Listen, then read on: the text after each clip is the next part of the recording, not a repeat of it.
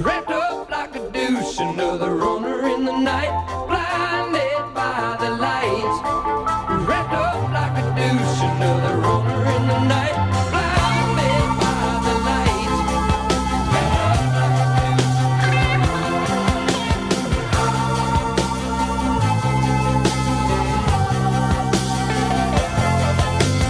Madman drums, bummers, Indians in the summer with the teenage diplomat. In the dumps with the mumps as the adolescent bumps his way into his hat. With a boulder on my shoulder. You may recall not too long ago, I played this song. I mean, the original version of this song, because it was the first track from Bruce Springsteen's debut album back in 1973, Greetings from Asbury Park, New Jersey. But it was not until Manfred Mann and his Earth Band covered the tune in 1977, so 4 years later, that it became a number one. That's right, Blinded by the Light, originally a Springsteen tune, but Manfred Mann's Earth Band takes it to number one in 1977.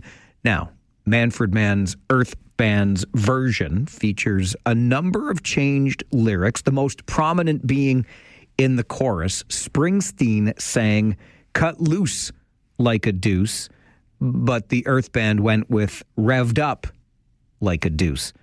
And Springsteen has famously said of the cover of his song that it wasn't until Manfred Mann rewrote it to be about a feminine hygiene product that it became popular. I'll just leave that there with you. We all know how those lyrics have been misheard over time. It is a Thursday morning, the 19th of February. Welcome to the show. Thank you very much for stopping by, spending some of your valuable time with us. If this is your 15 minutes of the day, welcome to Farwell's Force. That's what we ask for, a mere 15 minutes every day.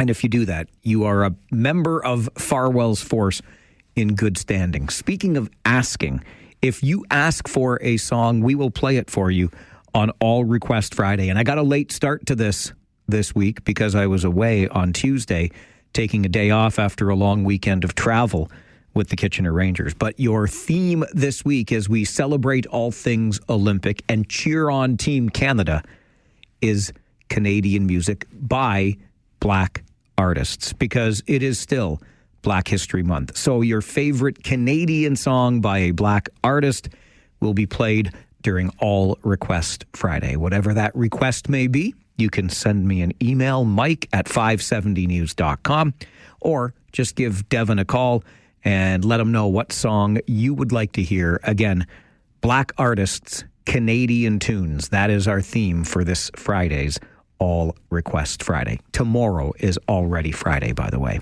I want to make sure I've got this straight. You know how I feel about this new color-coded alert system we have. Like, I can understand yellow is less severe, orange is more severe, red is severe-est. I get all that. I just wish, just use plain language with me. I don't give a tinker's darn about what color the alert is. Just tell me what's coming, and I'll figure it out for myself. But what I have decided after this past 24 to 36 hours or so is a yellow snowfall warning does not mean we're going to have snow falling on us that dogs have peed on. No. A yellow snowfall warning means we're getting a lot of snow, and an orange warning means it's going to be bad the next day. Do I have that? Can I have 2 liters of pop? Is that how it works now? If it's yellow, it's coming today. If it's orange, it's coming tomorrow. Is that what the alerts mean? Because let me tell you about yesterday. And you know about yesterday as much as I know about yesterday, right? That was a big old nothing burger of a storm. The most dangerous part of my day was taking Rosie out for a walk last night. And I embarked with the greatest of ambition and did not realize until I was already halfway down the block how slippery it had become on the sidewalk. So not to give away too much information, but I'm an open book on this show. My derriere is pretty sore today because I was working those glutes, trying to just hold on to my balance last night as I shuffled shuffled along the sidewalks. But anyway, it was slippery last night. We still got out and we did our walk, and nobody is the worse for wear. And Rosie got to sniff the neighborhood. But come on with your coming on. We cancel school buses. We do all kinds of things. We scare people into their closets for a day, and it's worse this morning than it was yesterday. And even at that, ain't so bad, as Rocky Balboa famously said that was Rocky 3, right? Ain't so bad, to Clubber Lang. One other thing I have come to the realization of, and this is great because we had this problem years ago. This problem was so extensive years ago that the powers that be in charge of our Ion Light Rail system, this Keolis group that manages and operates it, were called into regional council to give updates to explain what was going wrong and how they were going to remedy it. And it seems all these years later, we still can't make the light rail service train thing run when the weather gets bad. So, yeah, okay, just so we know, two things I know for sure on this Thursday morning. Number one is yellow warnings mean a lot of snow is coming today. Orange warnings mean it's going to be worse tomorrow. We got that sorted out, right? Number two, my $20,000 car worked just fine yesterday and today. Our $1 billion train does not work. Just so we understand the ground rules that we are engaging in for another day here on the show. I appreciate you. Let's get right to the phones because, you know, the minute we begin the show every day, our phone lines are open. And lo and behold, Andre is here. Good morning, Andre. Good morning, Mike. Shut the front door, Mike. Attaboy. I like that one. What did I do wrong, Andre? Man, the colors. The colors, the orange, it means the weather's coming tomorrow, Andre. Just remember that. You're on a diet. You want a 2-liter pop. I'll give you a liter of coffee instead, Mike. I have a cup of coffee right here, and I got it. I'm good. You don't drink more than Christine Clark? You're not done before 8?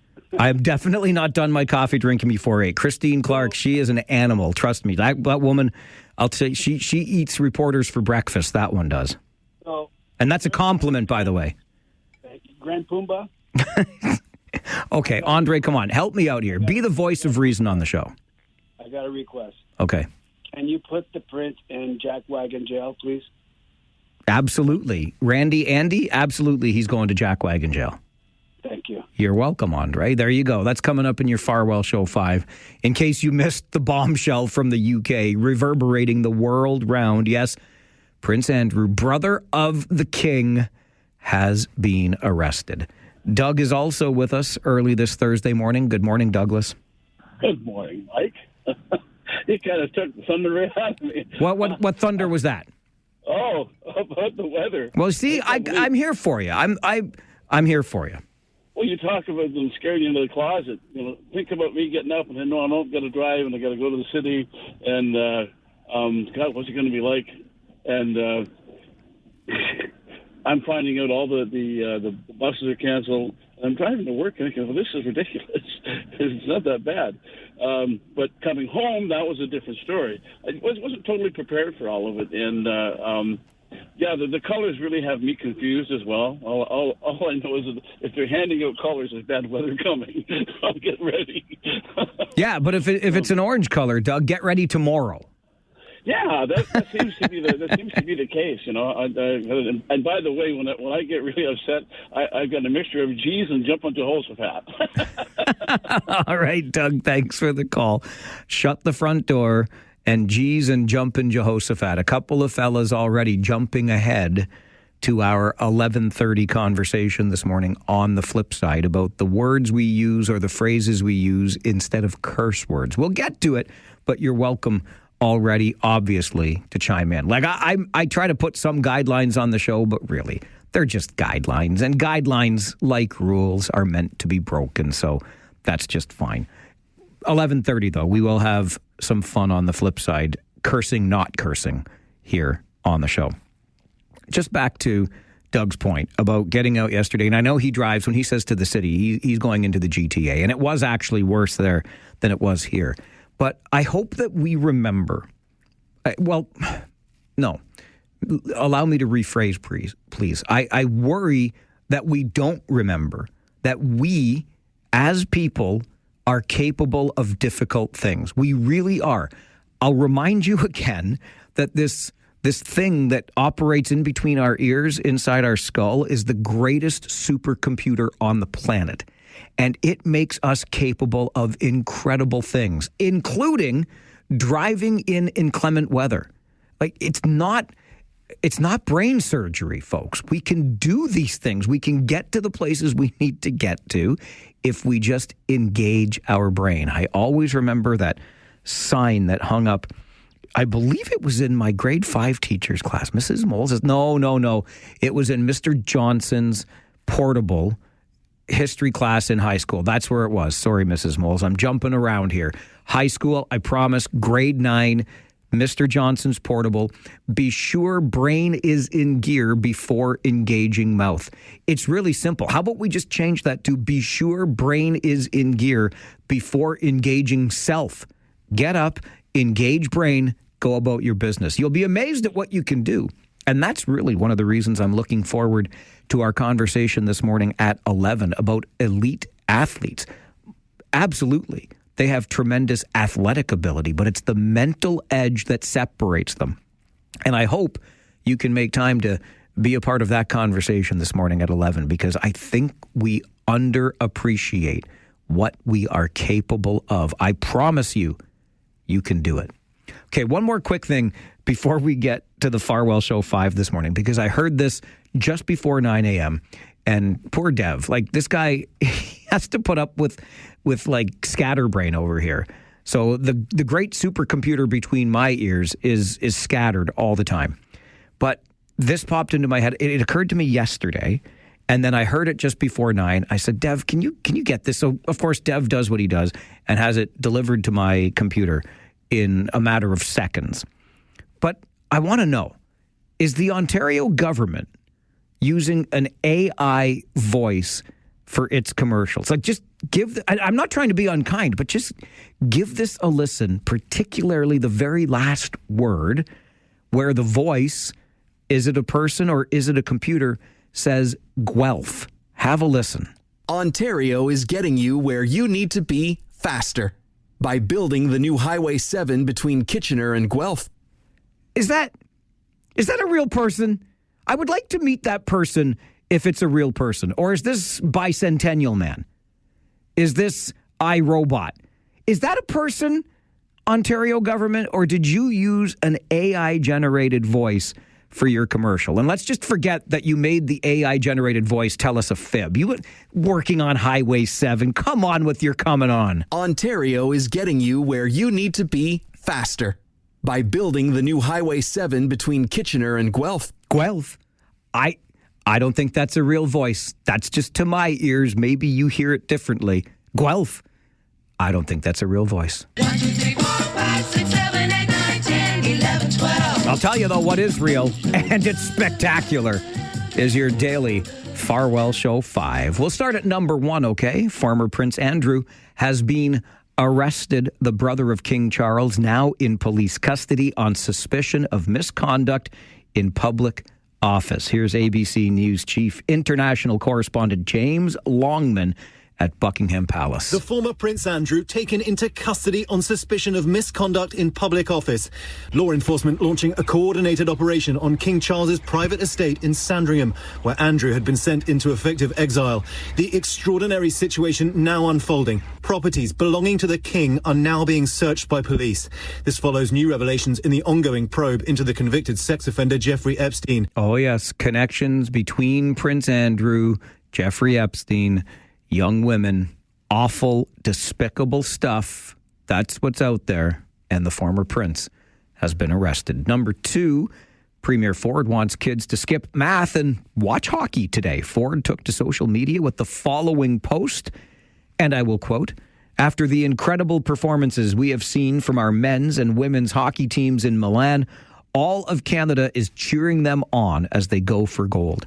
To help everyone get in the spirit of the games, I have directed the Minister of Education to make sure all Ontario students are able to watch the remaining Team Canada hockey games that take place during school hours, starting with today's game."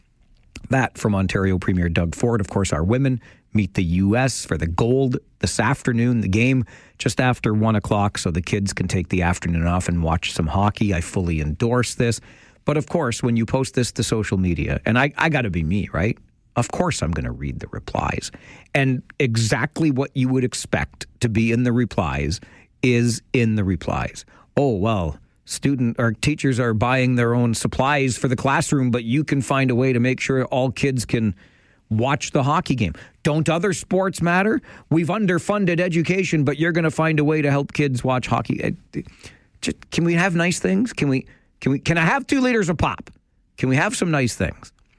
Number 3 on your Farwell Show 5 this morning, one of the top ministers in Prime Minister Mark Carney's cabinet suggests the leader of the opposition Conservative Party is a hypocrite for criticizing an Edmonton MP's decision yesterday to cross the floor to the governing Liberals. Conservative leader Pierre Poilievre has called the defection a betrayal of Alberta voters. But Liberal Dominic LeBlanc says Poilievre should ask himself why he's losing caucus members. And also remember Tories stood and cheered a similar defection by a Liberal MP when Stephen Harper was Prime Minister. Number 4, Waterloo's Ward 2 will be up for grabs in the municipal election this October. Incumbent councillor Royce Bodley has announced that he will not be seeking re-election. In a post to social media, Bodley says, quote, "Earning the right to represent you at City Hall for these past 2 terms has been one of the greatest privileges of my life." While Bodley does not give a reason for his decision to not run again, he says he's making the announcement now in hopes it allows someone else who is considering a run enough time to prepare. Bodley has represented Ward 2 in Waterloo since 2018. And number 5 on your Farwell Show 5 this morning, the Dean of the Faculty of Engineering at the University of Waterloo has been named to the Order of Ontario. Dr. Mary Wells received the appointment in recognition of leadership that advanced education, research, and access to engineering across the province. The Order of Ontario is our province's highest civilian honor. The appointees will be invested at a ceremony in Toronto later this year.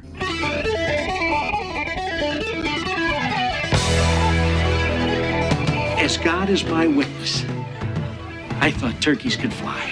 I wouldn't mind going back to that idea that Conservative leader Pierre Poilievre should be looking within instead of criticizing without the Alberta MP who has crossed the floor to join the Liberals. Is this a Conservative problem, or is this a betrayal of voters in Alberta? Is this a little bit of skullduggery? Because every chance I get to use the word skullduggery, I'm going to take it. But is this some underhandedness on the part of the federal Liberals trying to recruit their way, have people cross the floor to get a majority without going back to a general election? Which way do you see it? Have voters been betrayed? Or should Pierre Poilievre look within and say, maybe I've got some kind of problem in my caucus? Would love your thoughts on that. Morning wake-up call coming up on the Mike Farwell Show. This is 570 News Radio and Rogers TV.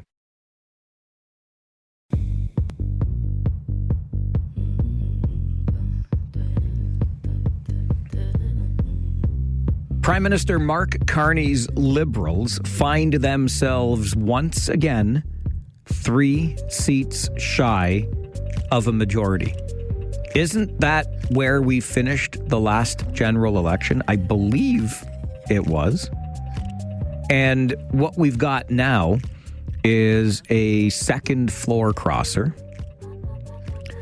as an Edmonton MP, Matt Genereux, crossed the floor to join the Liberals yesterday.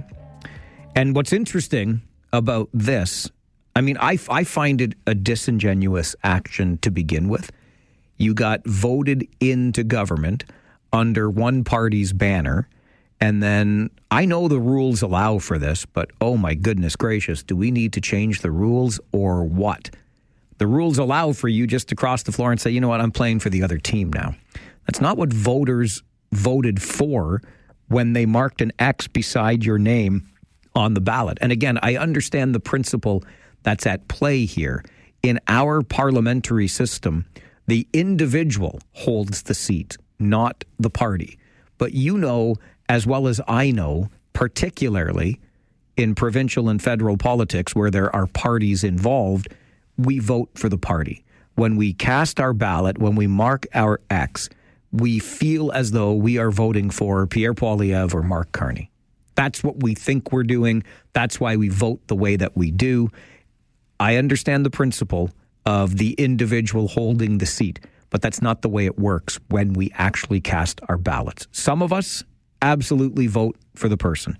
Most of us vote for the party. And so Edmontonians who cast that vote for the party now don't have that party represented in their riding anymore. And that's not cool, quite frankly. What makes this even less cool from where I'm sitting is this is the same MP who resigned how many months ago? A month, 2 months ago, and said that he wanted to spend more time with his family. So now he wants to spend less time with his family. He talked about the speech from Davos that changed his mind, and he likes the ambitious agenda and all the things that Prime Minister Carney is getting done, and yada, yada, yada, yada, yada, yada, yada. It's just disingenuous from where I'm sitting. And it doesn't do a whole lot, I don't think, to inspire us with confidence in the system. None whatsoever. But with only 3 seats now standing between the federal Liberals and a majority, there are 2 by-elections coming up in what one would consider safe Liberal ridings. That would be Chrystia Freeland's former riding and Bill Blair's former riding, both Toronto area ridings, safely, traditionally Liberal. There's 2. The 3rd by-election that's coming up is in Terrebonne, Quebec, where the Liberal candidate won by a single vote, but there was a mail-in vote that didn't get counted, and there was all kinds of things going on in that particular area. And the Supreme Court stepped in and said, no, this one, we're going to annul the original outcome, and we're going to go to a by-election. I wouldn't say that's a safe Liberal seat by any stretch, again, having won by just a single vote. But if the Liberals should succeed in that by-election, they will have themselves a majority, thanks to those who have crossed the floor to join them.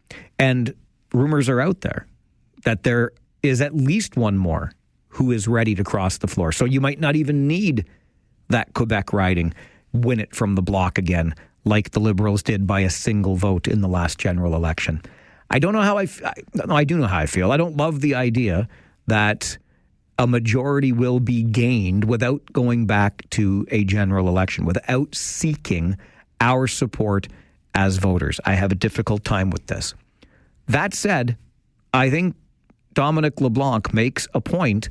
You know, you can take your 87% approval rating or support that you were just granted at your leadership review. If you're Pierre Poilievre, you have to look at this and say, what am I doing wrong? What is this party doing wrong that we are literally bleeding members to the opposition Liberals in the House of Commons? It's a very interesting time politically, but I wish we would go back to a general election and allow the voters to have their say. That's the way it should work in our democracy, at least from where I'm sitting. I got to get you to the 570 News Center for an update. And then let's talk about water in Wilmot. 9.7 million liters per day being proposed to be taken from the water sources in Wilmot. How can this be in the midst of a water crisis? We'll talk about it coming up on the Mike Farwell Show. This is 570 News Radio and Rogers TV.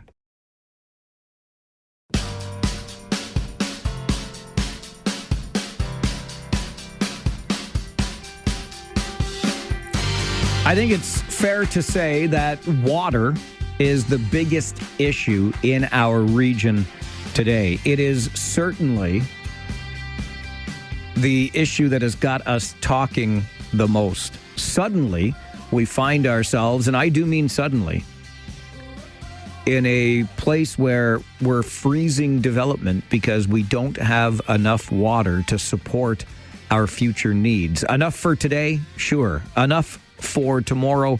We are not so sure. And it's so with that backdrop, we look at an application by a gravel pit owner in Wilmot Township to take 9.7 million liters per day of water from the township sources. Rory Farnan is the Secretary for Citizens for Safe Groundwater and joins us on the show. Rory, there must be something going wrong with water if you and I are talking as frequently as we are. Seems to be too often, Mike, as much as I love talking to you. Certainly like to start by stating that, CSGW's position is that the Waterloo Moraine is currently facing a present-day source water protection and source capacity crisis. Mike, regional staff have acknowledged that groundwater demand in the Wilmot service area is already outpacing sustainable supply. So to address that, the region is now looking to increase pumping from wells in the Shingletown area by about 1,800 liters per minute. At the same time, we've learned the Hallman Pit, which is also located near Shingletown, is seeking a Category 3 permit to draw up to 13,500 liters per minute. That's the highest risk category, and even the proponent's own hydrogeologist has acknowledged a drop in the local water table. Of course, residents are seeing it too, Mike. Drying wetlands and private wells struggling to keep up. So when you combine what's already happening on the ground with, the addition of tens of millions of additional liters being proposed, from the same aquifer, one that sits under a sensitive recharge area, a source water protection zone, and a regional wellhead protection area, it raises serious sustainability concerns, which, leads to my question. With the region making rapid supply decisions and the Hallman Pit potentially consuming capacity needed for thousands of future homes, are we repeating the same mistakes that left us with the Mannheim aquifer in its current state? So just so we understand fully what we're talking about here from the township's perspective, Rory, there has already been an agreement reached, if you will, that will allow the region to draw a little more water from Wilmot in the midst of this problem that we're having with the Mannheim service area. And on top of that now, this proposal to take that Category 3 that you mentioned, 9.7 million liters per day from this gravel pit operator, correct?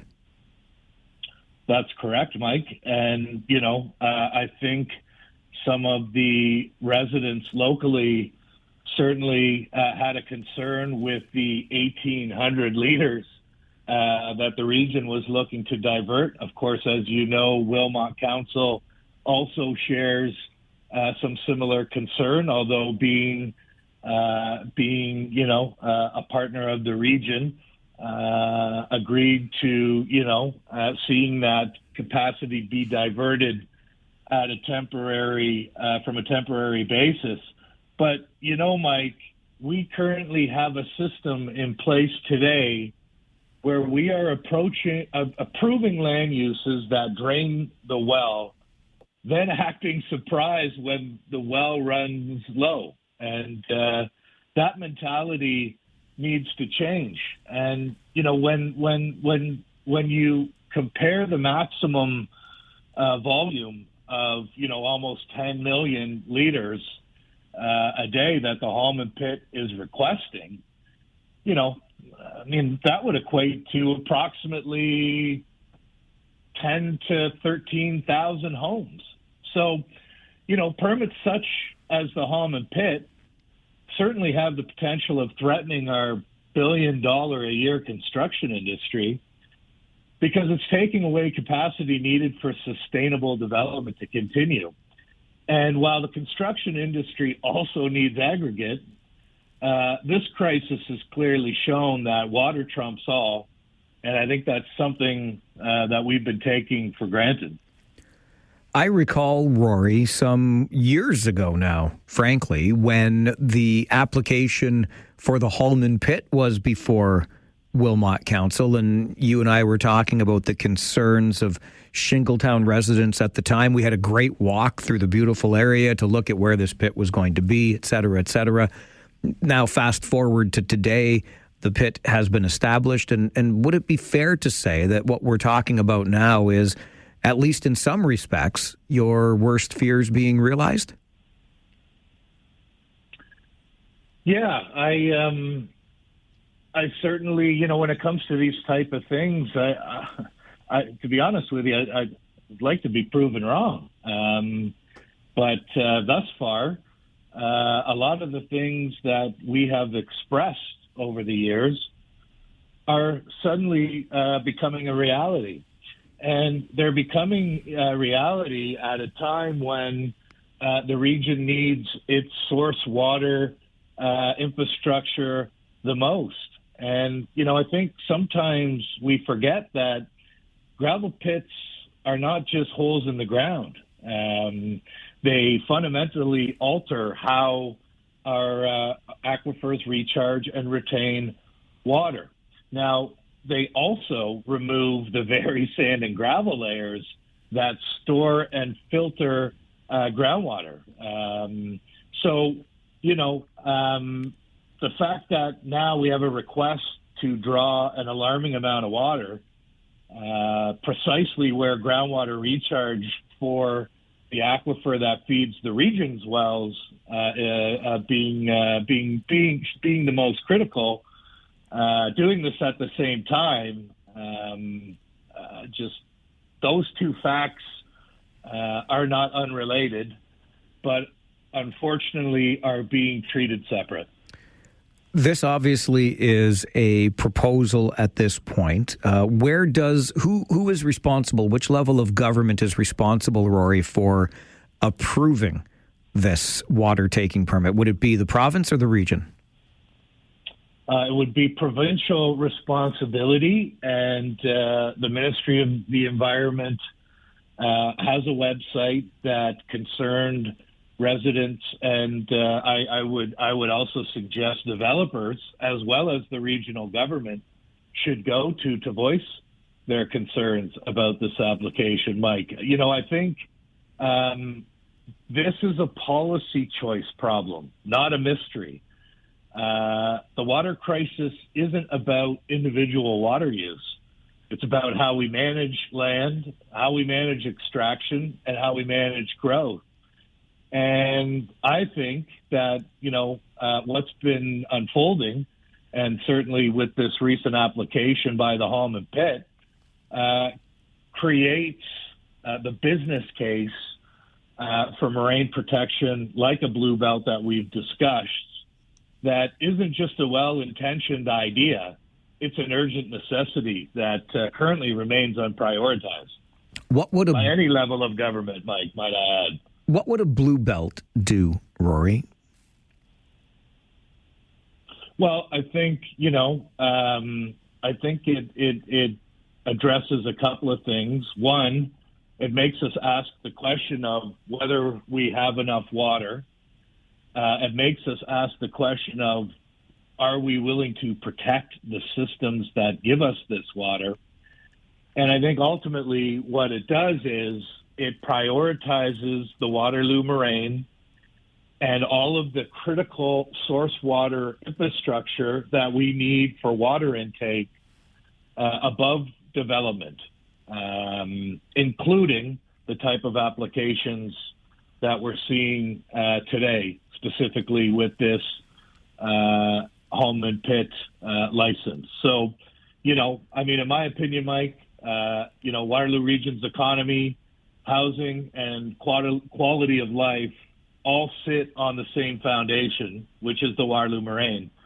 And if we continue to weaken that foundation, everything else becomes unsustainable. So, we must start addressing our issues at the source, because if we lose the source, we lose everything. We are currently a community of about 700,000 people. It's been well documented that the plan is to grow to 1 million people in the next 25 years or so. It was Waterloo MPP Catherine Fife that first floated the idea to me on this show about having a conversation about whether or not that is a sustainable number for us to strive for, 1 million people. Maybe we have to press pause. What do you think of the idea of pausing growth right now in the region? Well, I certainly think we need to have an evidence-based discussion about what our outer limits are for growth. And, you know, we have a $1 billion construction industry that has thousands of jobs that are on the line right now, and a lot of families that work puts food on the table for.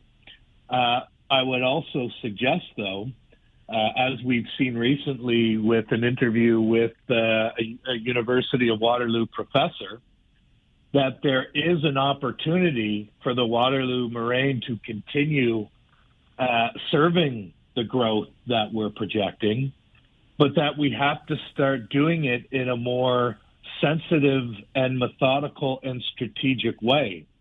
And just saying we want to get to a number is all well and good, but it has to be based on a framework and a strategy that enables us to get to that number. Because to a certain extent, Mike, whether it's 800 or 900 or 1 million, I think what's inevitable is growth. You know, we live arguably on the outer fringes of the GTA. We live in a thriving trade corridor between Canada and the U.S. and our provincial neighbors. And so Waterloo Region is an amazing place to want to put down roots, start a business, and raise a family. But we have to do it in a responsible manner. We have to do it in a coordinated fashion. And the way we're doing it right now just doesn't add up.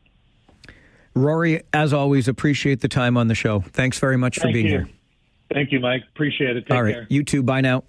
Bye-bye. Rory Farnan is the Secretary of Citizens for Safe Groundwater. This idea of a blue belt, much like our green belt, but it's a protection of water sources naturally, is raised again.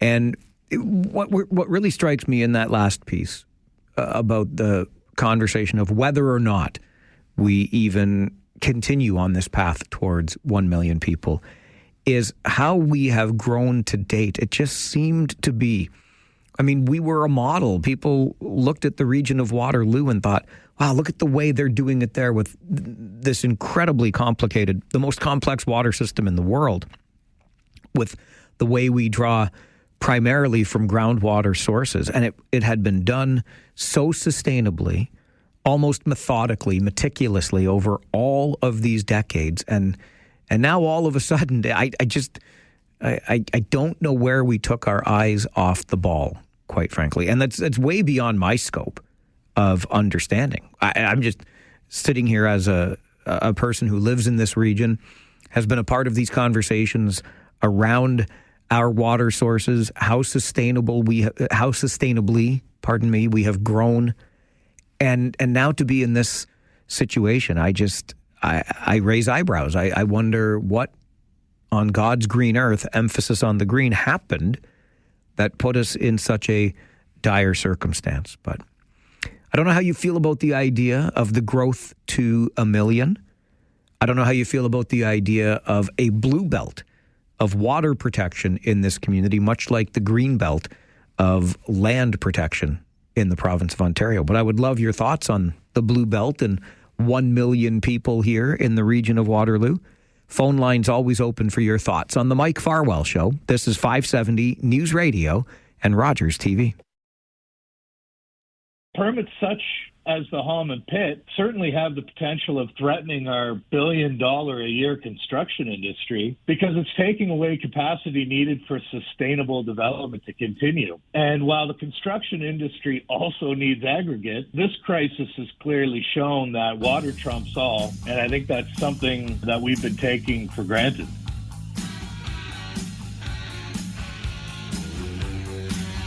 That is Rory Farnan, the Secretary for Citizens for Safe Groundwater. And Rory's voice is one you hear frequently on the show as a regular listener and just contributing on various topics. But in this case, that clip right there, pulled by Devin Robertson, our guy on the other side of the glass, is the perfect clip because we do have a $1 billion construction industry in this community, an industry that families rely upon for food and to pay mortgages and rents and whatnot have you. And I think in that context, it's really important to acknowledge the motion that was brought forward last week at a regional council meeting by Kitchener Mayor Barry Verbanovic saying, listen, what we're talking about here with these development applications is something that's going to be taking water years down the road. So why freeze and pause now and put all of that industry and all of those jobs at risk while we work on solutions? If we're confident we're going to get the solutions, then let's approve the project so they can move forward through the various stages.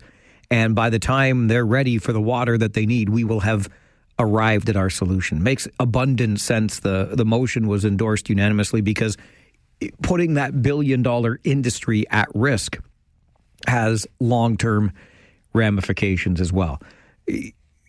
Specific to this conversation this morning, a gravel pit in Wilmot Township has submitted a proposal to take up to 9.7 million liters of water every day out of Wilmot's water table. And in the midst of this crisis, that's a pretty tough pill for folks to swallow. Let's go to the phones and hear from you on this. Mike is with us. Good morning, Mike. Mr. Live.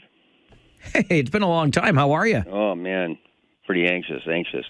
Anxious? What are you anxious about? Well, I tell you, I look at the big picture. Yep. And, you know, like we get maybe the highest cell phone rates in the world. We the only oil-producing country in the world that rips off their people on gas prices. We pay the only ones that pay outrageous money.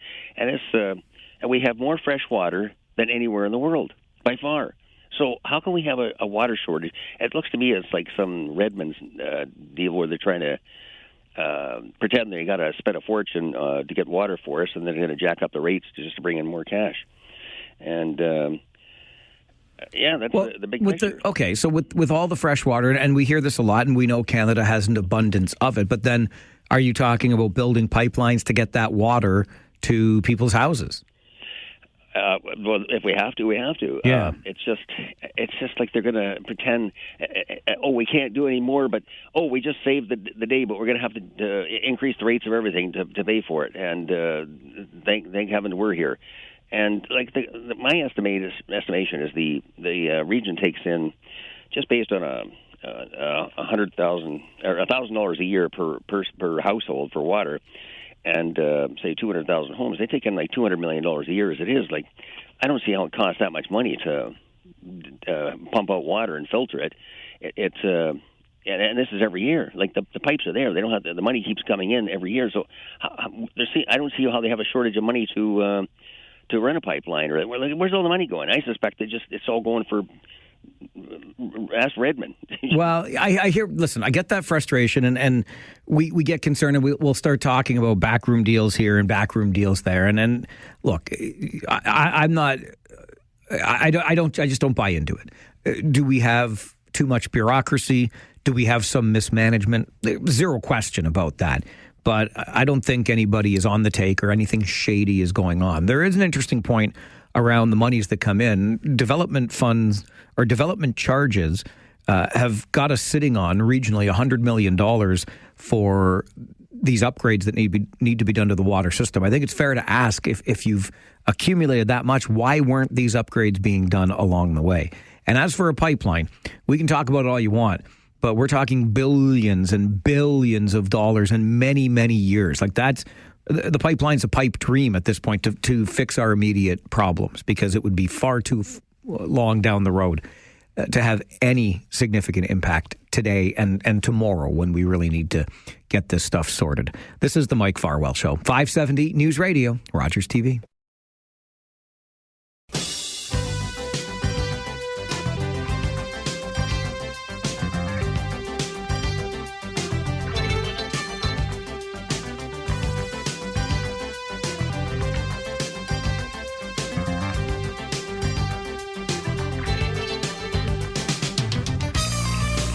Well, you'll remember several weeks ago now when there were dueling Conservative conventions. I don't really know if they were dueling.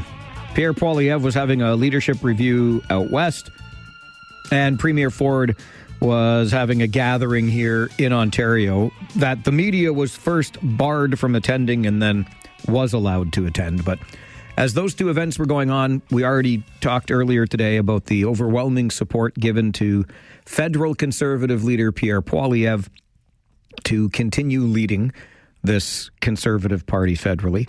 And here in Ontario Premier announced at the Conservative Party gathering that he would seek a fourth term in office. John Malloy joins the program. He knows a thing or two about being in office provincially as a former Liberal MPP and cabinet minister. And John now is the director for the Centre for Public Ethics at Martin Luther University College. John, good morning. Good morning, Mike. You think the Premier is making a mistake considering a fourth term? Yes, is the short answer. Now, listen, he might be just saying it because he doesn't want to be seen as a lame duck. My understanding, though, is that he offered it up voluntarily. He's going to be there for a fourth term as opposed to, giving the, and I say this, I used to give sort of the political answer, I'm, in this and working hard and we'll see about the next election, that he actually said, look, I'm running for a fourth term. So I was quite surprised. And, I do. Listen, he probably doesn't want to hear from me, but if he wants my advice, don't do it. Okay, let's run through, because anybody that would consider doing such a thing, whether it be for the office of the Premier or just the riding of Kitchener Centre, there's got to be some time where you sit down and do the pros and cons list. So can we run through those, John? What would be the pros and what would be the cons of another run for Doug Ford? Sure. I mean, the pros are easy. It's fun being premier. You're the person in charge. You get to ultimately, make all the decisions. It means you're accountable for them, but you get to decide who's in cabinet and, what the government's agenda is. And listen, on a personal level, and, you can sort of laugh at it, but, you're surrounded by people who are always telling you how smart you are and how great you are and laugh at all your jokes. And when you say that you want to build a 50-kilometer tunnel under the 401, they don't tell you you're crazy. It's a nice life, and you get used to it. And, the OPP protection and the car and driver and all that good stuff, why wouldn't you want to go for a fourth term, I guess, is in the pros list. Okay, and on the cons list then, why would you recommend that Premier Ford not consider running again?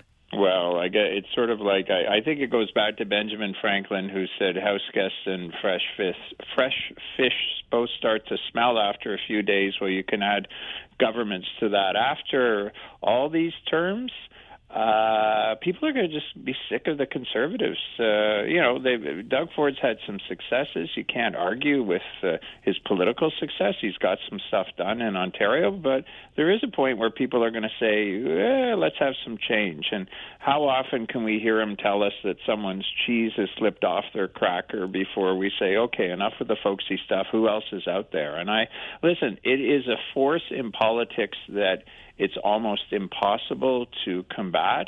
I think Mr. Carney managed to. I'm not delusional here. Mr. Carney managed to because of Donald Trump. You need, something seismic like Donald Trump to upset that sort of natural tendency of we want a new crowd in there to hate.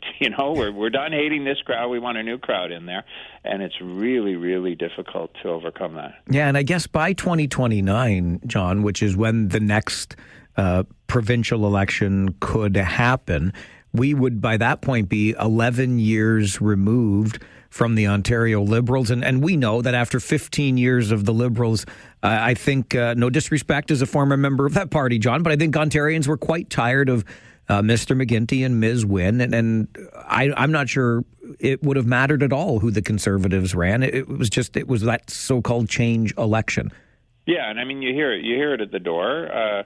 I knocked on doors. I didn't run, and actually I didn't run, and I only did 3 terms, so I know of what I speak. But as I knocked on doors in 2014, 2018, you started to hear voters be frustrated, and they couldn't enunciate. I mean, it wasn't because of a certain policy or certain this. Maybe they might hang their hat on it, but it was just they wanted some change. They wanted someone else to get in there, and because it's so sort of amorphous, it's really hard to counter it. How do you convince voters that you're the change agent when you've been around for so long? And the other thing is, listen, my son was actually a page in the legislature. It was good fun a year or two ago, and I went down and watched Question Period a few times. And the Conservatives were still blaming the Liberals. They were still blaming us. And you know what? By 2029, you can't be blaming McGuinty and Wynne anymore. You own it all. And they own some pretty messy files. I don't know if you've noticed one called healthcare. And I'm sorry, I'm not going to be partisan when it comes to healthcare. It's a mess. There's forces at work in terms of budgets, in terms of an aging population. I don't care who's in power.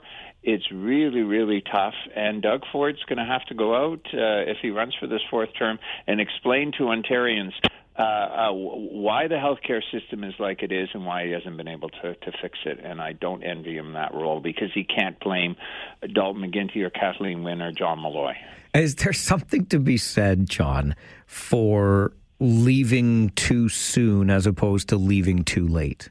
Yeah, there's an old expression in politics: better to leave 2 years too early than 2 days too late. And if the polls start to change and the Liberals are going to have a new leader who could be a fresh face, someone who people are interested in, and there are still some scandals out there, Mike. The Greenbelt scandal, the RCMP or the police are looking into that. There's still fallout from the skills development scandal. What else is out there? So if you start to see the polls change, Doug Ford might become very unpopular very quickly. And you know what? His party is going to start to get a bit restless, and those around the cabinet table are. You may see people retiring, all of a sudden announcing they want to, look for greener pastures. People perhaps running federally, or you might see people sharpening their knives to undercut him and to take over. I mean, we saw with both Brian Mulroney, Justin Trudeau. I mean, they're examples of leaders who stayed too late and they left. They were, they supposedly left in their own terms, but boy, the Conservatives in Mr. Mulroney's case, the Liberals in Mr. Trudeau's case, were shouting, "Don't let the door hit you on the way out." And does Doug Ford want that? I don't think so. Just to be devil's advocate here, John, if I were playing the odds, I might be inclined to lean Premier Ford's way here, just because, I mean, let's face it, Stephen Del Duca was a bust. I'm already forgetting her name from Miss Bonnie Crombie was a bust. Like, I mean, and the Liberals have not gained any traction since 2018. What makes you think that they can, even in the next 3-4 years? 3 times a charm? Listen, it's all going to depend on. Of course, it's going to depend on what happens with the Liberal leader, but I think there's a chance. And there's forces out there that are really scary. I mean, we've mentioned healthcare. We could talk about artificial intelligence. We could talk, and these are increasingly creeping into everyday conversations. People are getting worried about the future. There's obviously the fallout from the trade, that sort of thing. And I don't know if Doug Ford's, and I'm saying this, everyone says, "Oh, you're being partisan." I'm just looking at this from 50,000 feet. Is Doug Ford the person who's going to lead Ontario through an AI revolution, which could see massive job cuts, whole changes in the structure of our economy? I mean, Doug Ford's the folksy mayor who gets her done by building a highway or a bridge or something. But I mean, we're talking about an entire transformation of our economy in the context of an international situation which has just gone absolutely wild. Like, who's the leader you want leading that? Mr. Cheese slipped off the cracker, or someone who is coming forward in a very measured way? I mean, it's worked for Mr. Carney.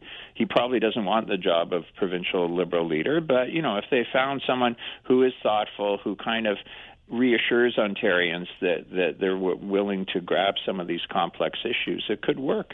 Okay, so just on the note of partisanship, how can we be sure, John, that this is just not a former Liberal cabinet minister trying to derail a premier, a Conservative premier that has gained larger majorities in each subsequent election since his first?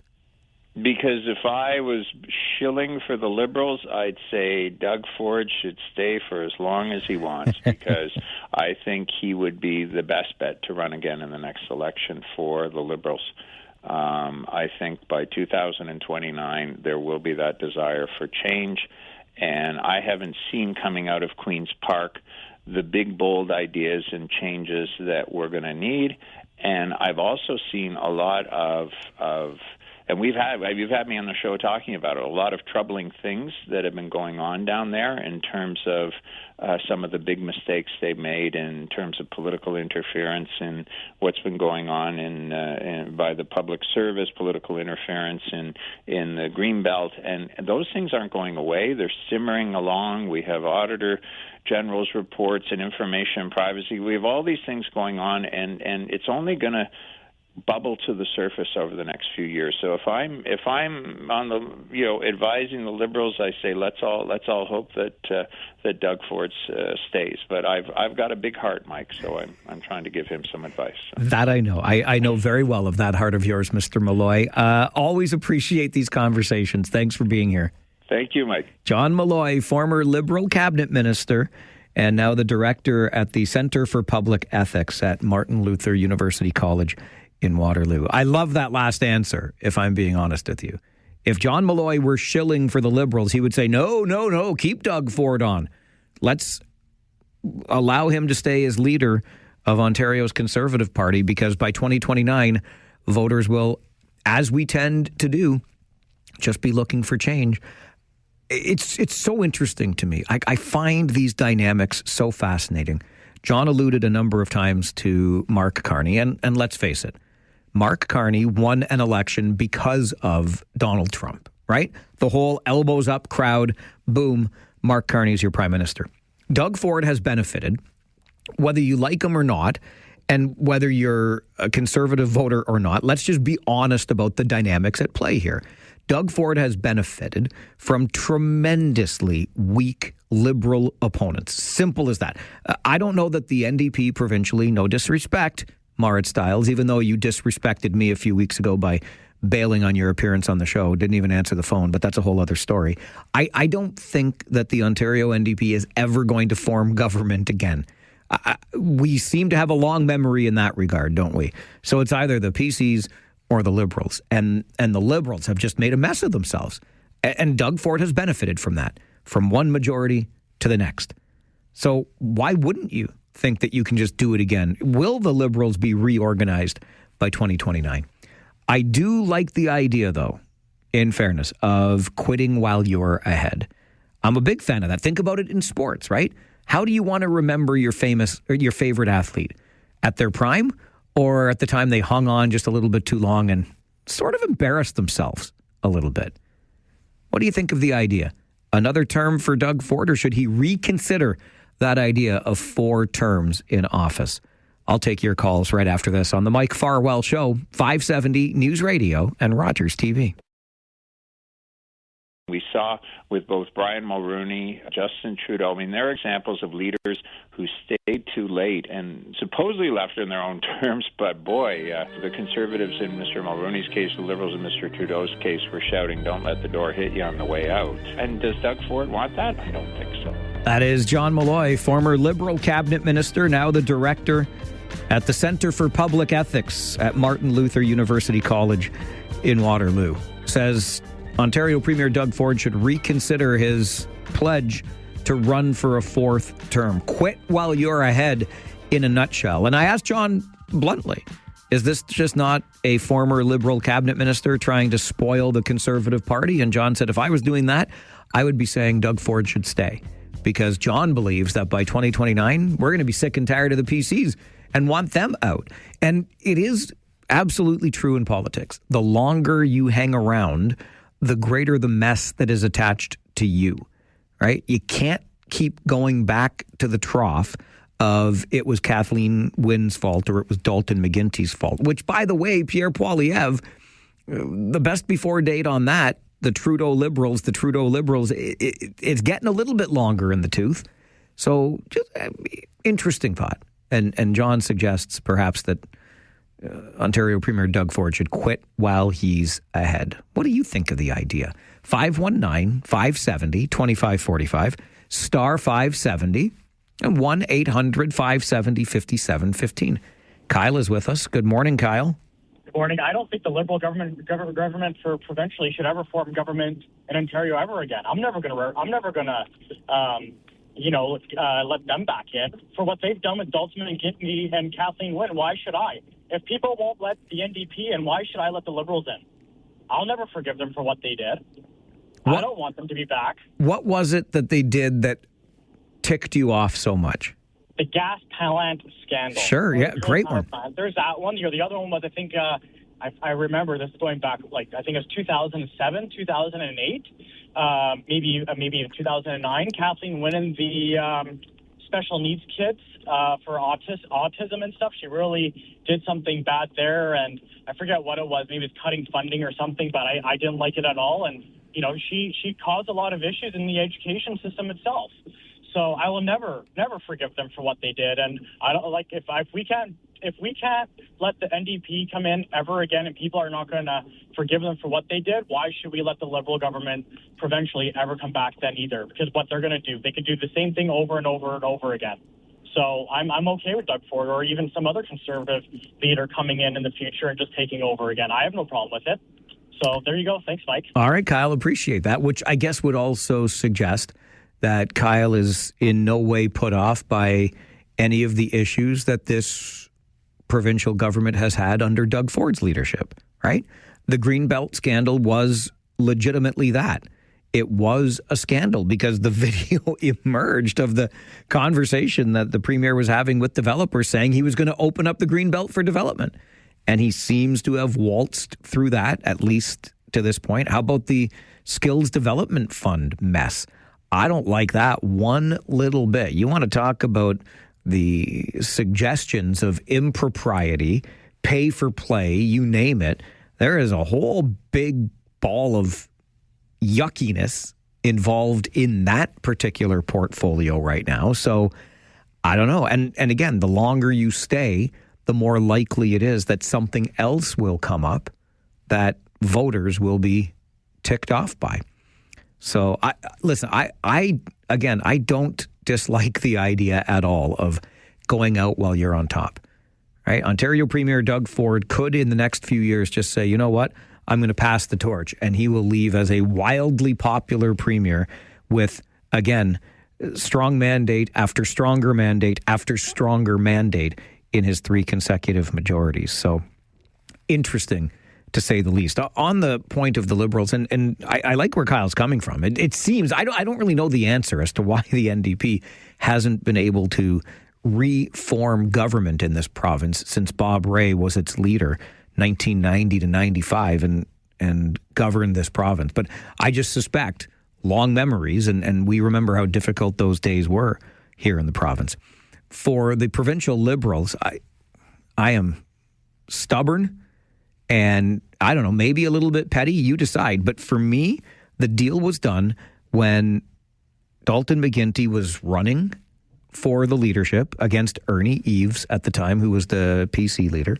And Dalton McGuinty said, I will not raise your taxes.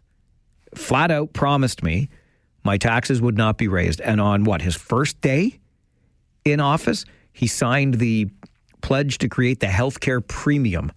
Well, a premium is just a tax by another name, good sir. And I was livid. I was so angry then, I vowed, that's it.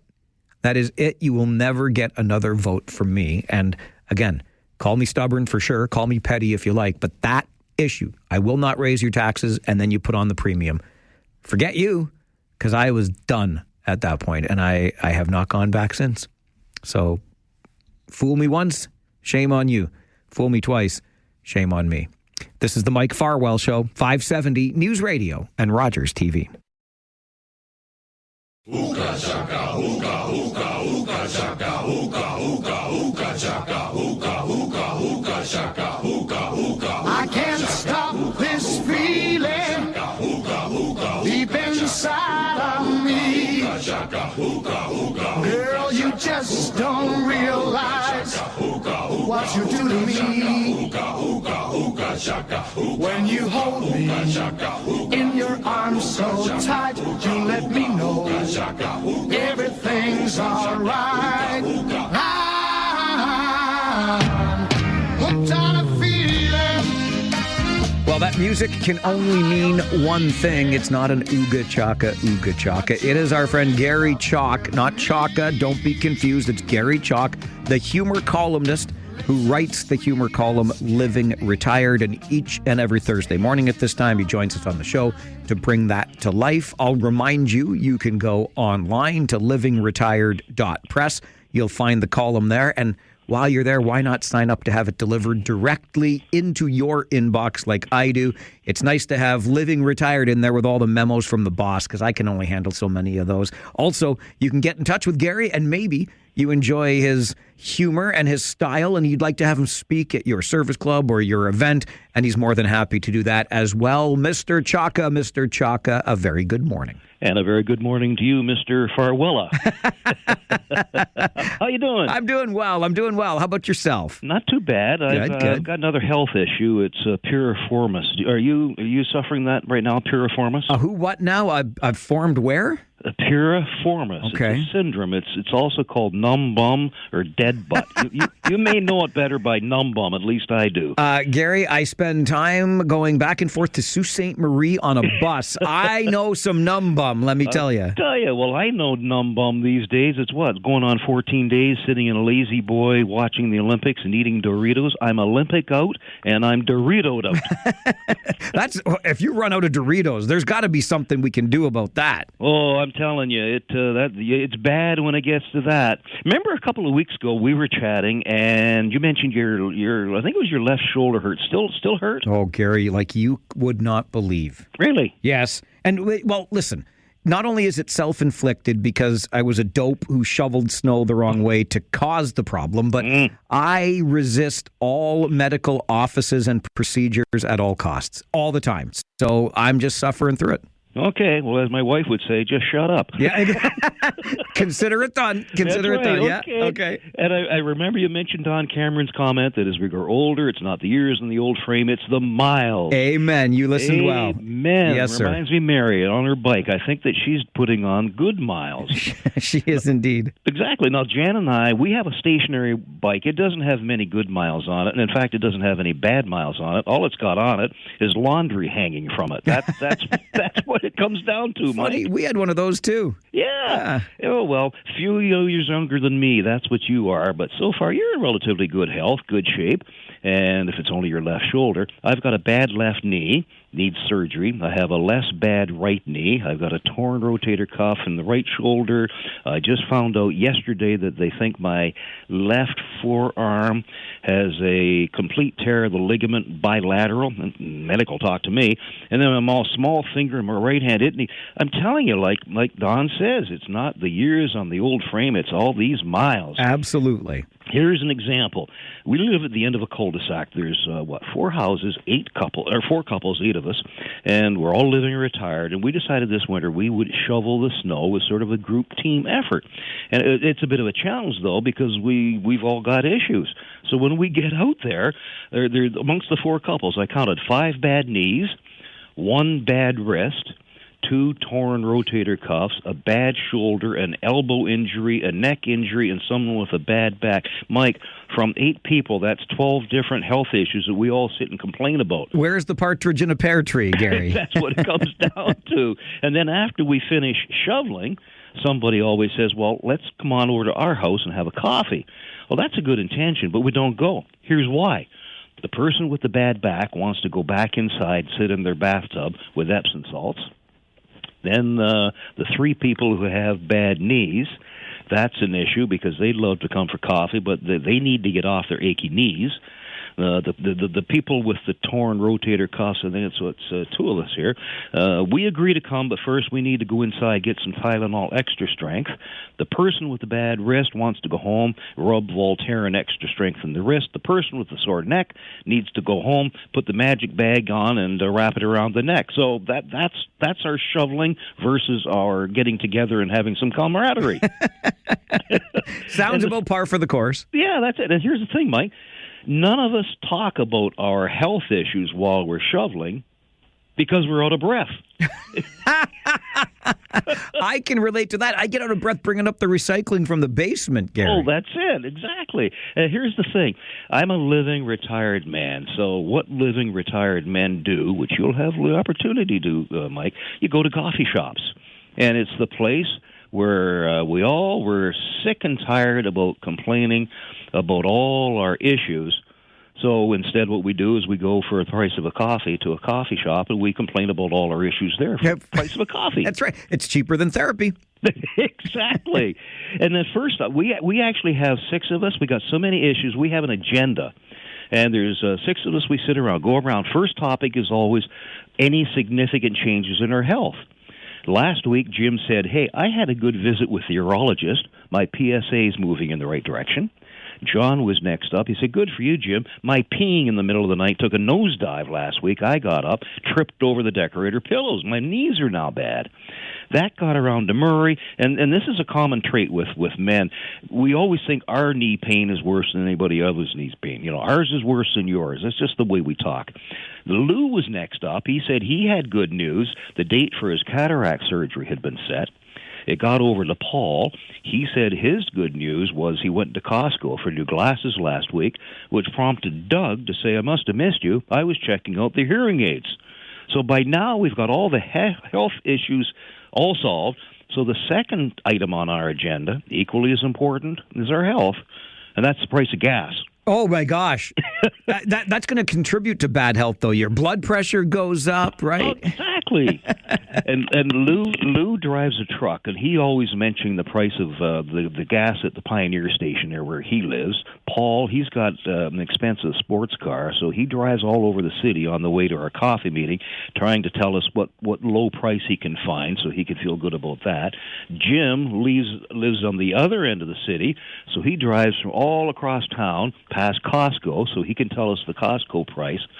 So there we are. We're all sitting trying to figure out how far we have to drive for the cheapest gas. I love it. I mean, when you're living retired, you don't need to look at an app. You can just crowdsource it. That's it. And then that leads us to Doug. All the while, we've been talking about the price of gas. He drives an electric vehicle. He could care less. The only thing he will say is, what's a 5-letter word that has 4 vowels? Because I'm playing Wordle. So, you know, he doesn't care. He doesn't care about the price of gas. The third topic of old guys having coffee, we complain about all those hockey players who walk into the rink. You see them in the game on the camera there. They're no socks. What's with that? Gary, I wish I could understand it. The boys here with the Rangers are the same way. They say it's an offside move to wear a suit with socks. I'm like, guys, we're going into a hockey arena. I want my feet warm. Exactly. You got a nice suit. What happened to the socks? Exactly. And then the fourth topic we get to, Mike, you knew this was coming for our living retired guys having coffee.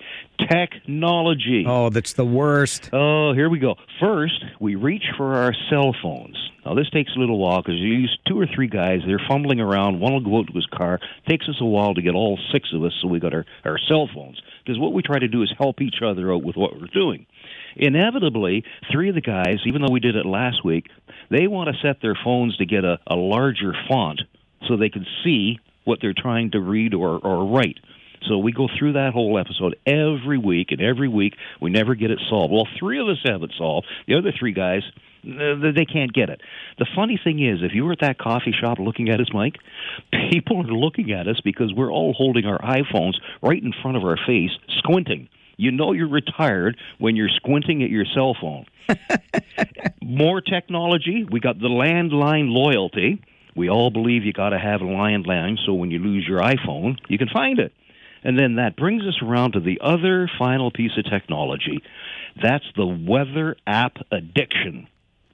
And what that is, 6 of us, when you live retired and you're having coffee, you all continuously check the weather app on your iPhone maybe 15 times. It's something about guys who are old trying to plan our day around 20% chance of rain. Gary, I think I joined this Living Retired Club early. I'm the same.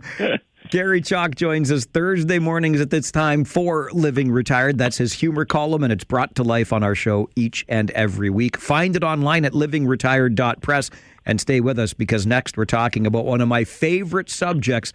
That'd be leftovers. On the Mike Farwell Show with Gary Chalk, Living Retired, 570 News Radio and Rogers TV.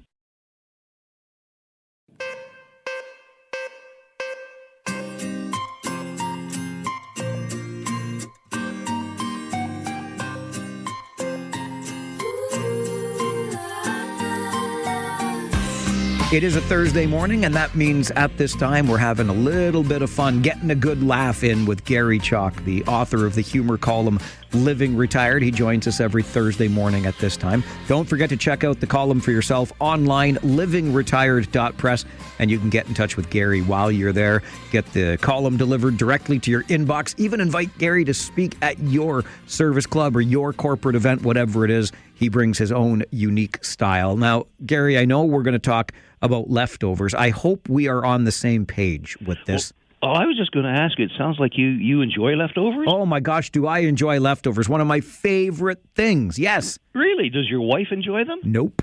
Yep, that's what it's like in our house. Okay. Although it's the opposite. Jan loves leftovers. I look at them and come up with reasons why I don't want to eat it. But, as I say, she loves them.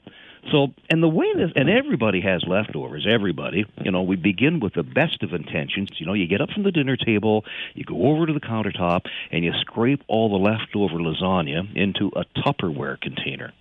Then you get to the refrigerator.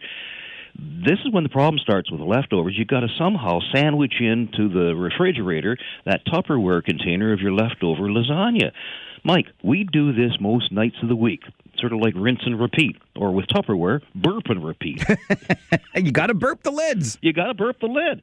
And like I said, it's the best of intentions, but we have no intentions of eating the leftovers, ever. Jan and I, we've got a leftover macaroni casserole buried at the very back of one of the shelves in our refrigerator. Mike, I think it's been there since Y2K. Okay, I might not, because that's one of my favorite leftovers. Pasta, lasagna, and mac and cheese is the best, but I might not try that one, Gary. Yeah, Some advice, okay. I'm no chef, but... You know what you prefer when it comes to leftovers. Right. Right. Well, Jan, she looked and she said, what are we going to do with all these leftovers in the fridge? And this is when, I sort of upset her. I said, dear, we need to be clear. When you say leftovers, are you referring to the leftover lasagna? Or do you mean the sliced turkey, mashed potatoes, dressing, and cranberry sauce? It's been left over since last Thanksgiving because the lasagna is leftover, where now the turkey has moved into what I call the leftovers. You have to differentiate. Here's the thing, Mike. Our food leftovers are so bad even before we get them into the fridge. That's because it takes me so long to find a lid that fits the bottom. It's in our Tupperware cupboard there. I got numerous sizes of Tupperware containers, square ones, round ones, rectangular. Believe this, I even have a triangular-shaped container for a piece of leftover pie. Begs the question, how do you ever end up with leftover pie? I don't. This is not something I'm familiar with, Gary. No, I haven't either. So I don't know what. That's somebody who gave it to us at a shower, maybe, and they didn't realize that we devour pie. Anyways, yesterday I counted 27 different bottoms and, unfortunately, 39 different tops. So I pulled them all out, lined them up on the kitchen counter, proceeded to match tops and bottoms, and ended up with 3 odd bottoms and 7 odd tops. So I don't know whether I have 10 combinations or what I have. I just have tops and bottoms that don't fit together. That's funny. Odd Bottom used to be my nickname. So what this means, Mike, is that when I try to put the leftovers from the dinner table, I have to go to the Tupperware containers, and it takes me so long to find the matching bottom and top that lasagna, it's already halfway on its way to being bad by the time I can get a container that it fits and get it into the fridge. So about a week ago, on one of my Living Retired columns, it goes out. There's a fella in Phoenix, Arizona, who gets it. And actually, it's interesting. Well, now I know. Living Retired, you live in Phoenix, because I got quite a few readers down there. I guess you do. I guess. Anyways, Paul is the CEO of Catholic Health Services in Phoenix, Arizona. He gets the column, and he wrote after this one I was talking about leftovers, and I read it here. He said, Gary, I sometimes think it would be cheaper for me to cook up a hot, fresh meal and then just walk over to the kitchen and dump it straight into the trash. Seems to be more efficient. And we'd have more room available in the refrigerator for critical items like baking soda and sauerkraut, whose name sounds like it's past its shelf life, and eggnog from 3 holiday seasons ago. So, he's already on. That is an idea that I think we should pursue. I like what Paul is thinking about. Yes, right. That's right. Now, leftovers, when I was a kid, we had leftovers all the time, but we also had boiled potatoes every night for dinner. I'm telling you, Mike, I don't want to see another boiled potato, especially if it's a leftover. No, I can understand that. 100% I can understand that. How about canned creamed corn? Did you get that? Oh, the creamed corn. Any of the creamed vegetables, no, thank you. You're right. And on Sunday dinners, my mother always prepared, I guess because it was a Sunday, a burnt offering. And it was a rump roast. And she'd get this burn thing out, and we'd be sitting at the dining room table, and Dad would say a prayer of thanks for the meal that we were about to share. He'd also lean over to me and whisper that he'd like to thank Mom for pounding the farts out of the rump roast. No, I'm not even going to touch that one. Well, he had a sense of humor, I guess. I guess he did. I guess he did. Oh, hey, leftover pizza, you love that? I can eat it any time of the day. I can too. Friend Chris, he said he orders 2 pizza when they order in, 2 of them, one for supper, one for leftovers, but he scarfs down both the pizzas at dinner. There's no leftovers. That's a problem. There's a problem. The problem. So full disclosure, I did a review of the leftovers on our Chalk household refrigerator just this morning, and this is what I discovered as of yesterday. I made a list. On the left column, I have leftovers. And then on the right column, as I say, there are leftovers. And you have to differentiate. It's a health issue. Of course. Right. So we have a plastic container of Amba sauce. Do you know what that is? Not a clue. I don't either. We figured it was leftovers, so we put it in, and it has a best before date of February 18th, which I thought we've got some time, but then it said 2025. That'll get you. So then I thought, well, we'll wait a few more months, then we'll look at it again and move it over into the leftovers category. I like your organizational skills, Gary. That's it, exactly. My wife's a computer geek, so she can put all this up on a spreadsheet. Plastic container of hummus, February 10th of this year. So we got a while yet before it moves over into leftovers. Sliced pork, that seems to be a popular item. When we have a roast of pork or something, we always have leftovers, but we never put the date on it. So it's just leftovers. Pork leftovers. That's right. And All Jan right. said, dear, make it pork leftovers. And then we've got mandarin oranges, same issue there. Don't know how long they've been around. Here's the other. We never have leftover eggs. You know why? Because the hens these days are actually laying their eggs, and they're stamping a best before date on it. I've seen that, Gary. I've seen that. Okay, we got to let you get back to organizing because we got to run. Take care, Mike. You too. Thanks as always. You betcha. Bye now. Gary Chalk joins us every Thursday morning, 10:30, to bring us a style that only Gary can bring. Living Retired is the humor column that he writes. You'll find it online, livingretired.press. And while you're there, get in touch with Gary, not only to have him speak at your event or service club, but to have that humor column delivered directly to your inbox, livingretired.press. There's only one Gary Chalk. And for that, I know you agree, we are grateful. All right, we're coming up on 11 a.m., and time to get you to the 570 News Center for an update. And then a conversation that is Olympics related as I watch Team Canada women's curlers up 9-5 in the ninth end over Korea. Curlers are looking good. We're always in pursuit of not just medals, but athletic excellence, the pride of a nation. But do we need to look beyond just the athletic abilities? What about the mental edge that separates elite athletes from the rest of us weekend warriors? We'll talk about that coming up on the Mike Farwell Show. This is 570 News Radio and Rogers TV.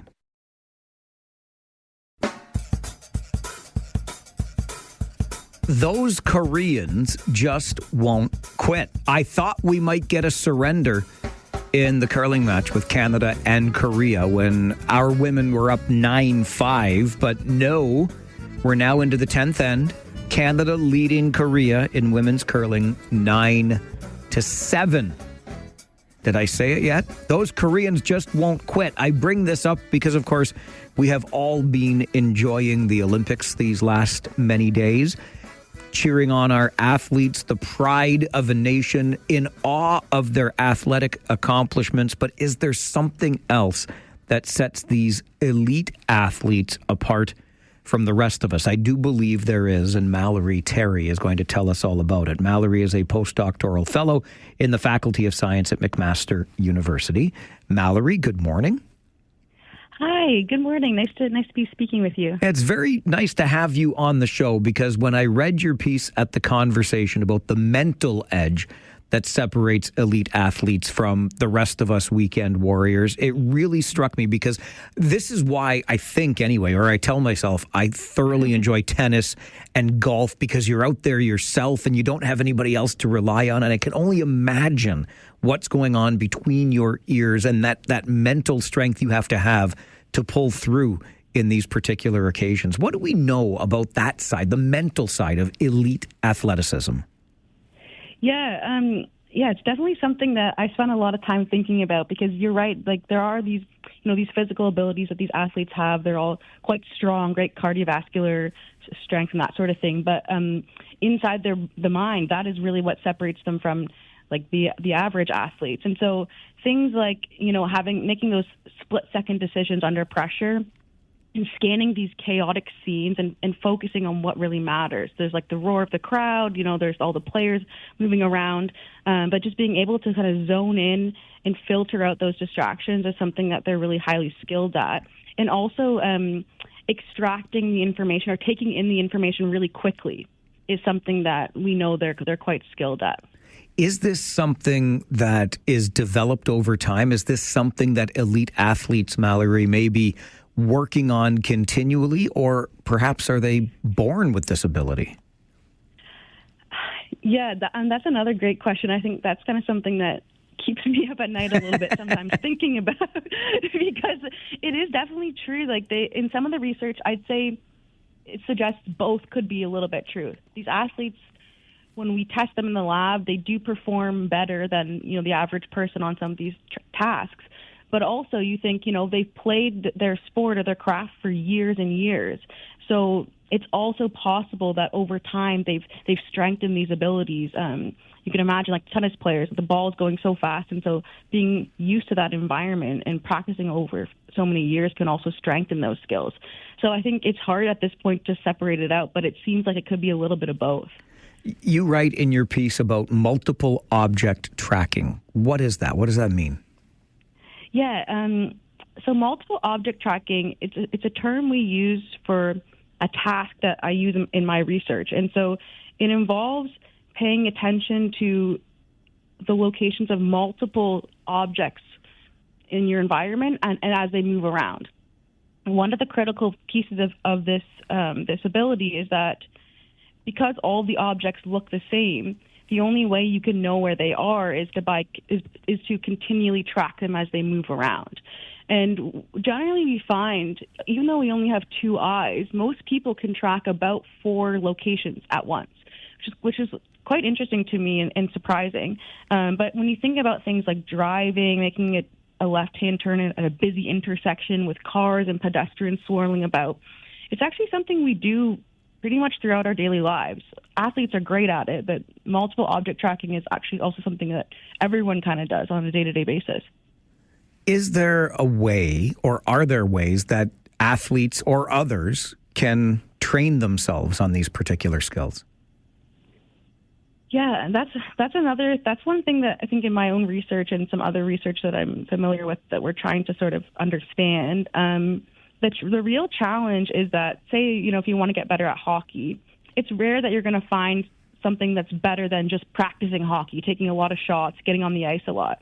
But there are situations, if you're injured, or especially in these tight tournaments like in the Olympics, when you're playing your sport so frequently that your body is fatigued. But there might be cases when training the mental side of the game, it can be really important to kind of keeping that mental edge in these long tournaments, or say in a long day, that sort of thing. So that's sort of something I'm sort of looking at in my own research, is how can we integrate some of these perceptual cognitive training tools to cases to kind of strengthen the abilities and sort of keep them fresh, especially in these longer tournaments when physical training isn't feasible for, say, like after all of your games and that sort of thing. So if I, Mallory, were to really hone in on my own skills with multiple object tracking and spend hours and hours training on that, could I become as good as Connor McDavid at hockey? Come on, Mallory. Can I? Please?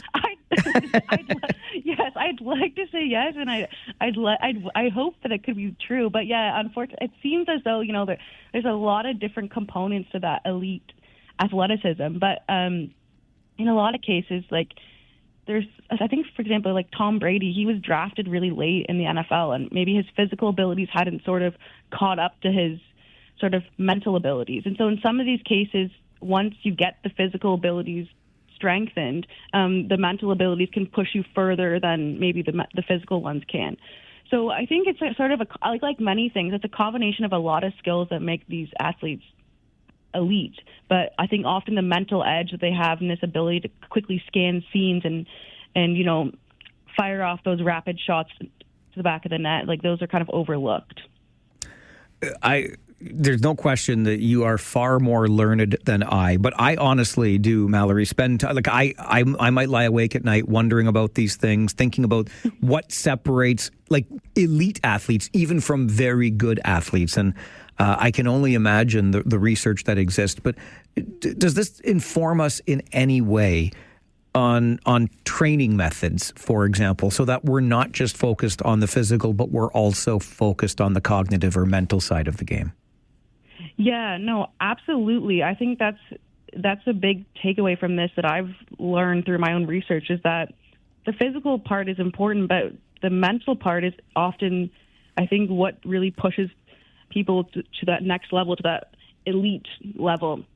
And you think about how critical that is, especially if you think about our muscles getting tired as we play like a lot of hockey or something. But also the mental skills, those can fatigue as well. Your attentional abilities to filter out all that distraction, especially at the Olympics. The crowd's roaring. It's a crazy environment in the rink, and I think that would even exercise those focusing abilities even more so than your average sporting event. So I think those are really critical and often overlooked, but the more we can sort of incorporate that mental training side into our sports training, I think that'll set us up better for success, especially in these big kind of high-stakes tournaments.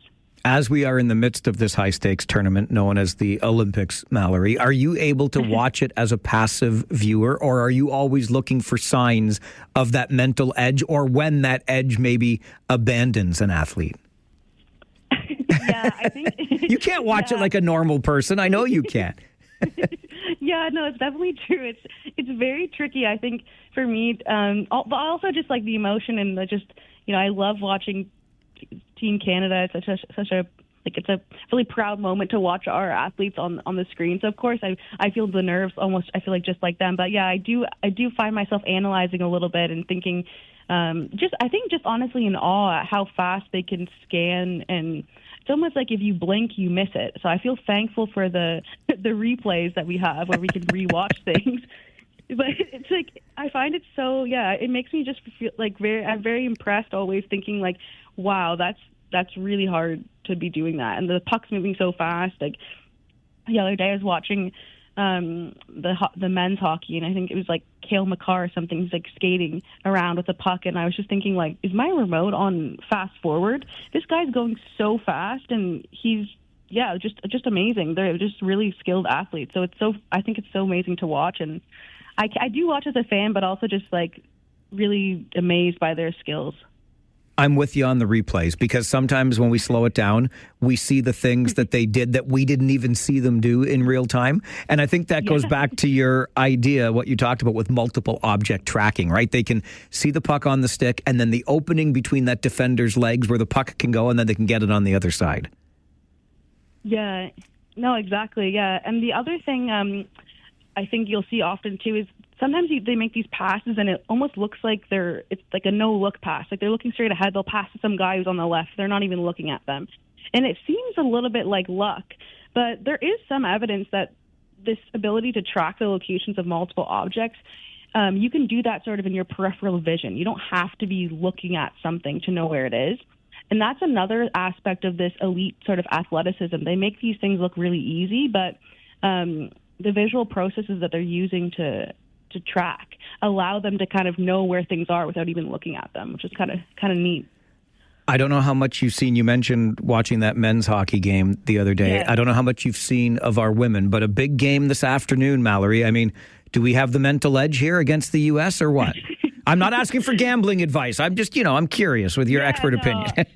No, I have watched the women. I've, of course, watching the women as well, yes. I mean, I think it's going to be tough. It's going to be a tough game for both teams, but I wouldn't count the woman out of it. I mean, this is I think sometimes the edge that they bring with all their experience, having played at the Olympics for so many years, and Mary Flipside and her kind of expert leadership with the team. I really think it's going to be a great match, and of course I'm biased, but I think we can do it.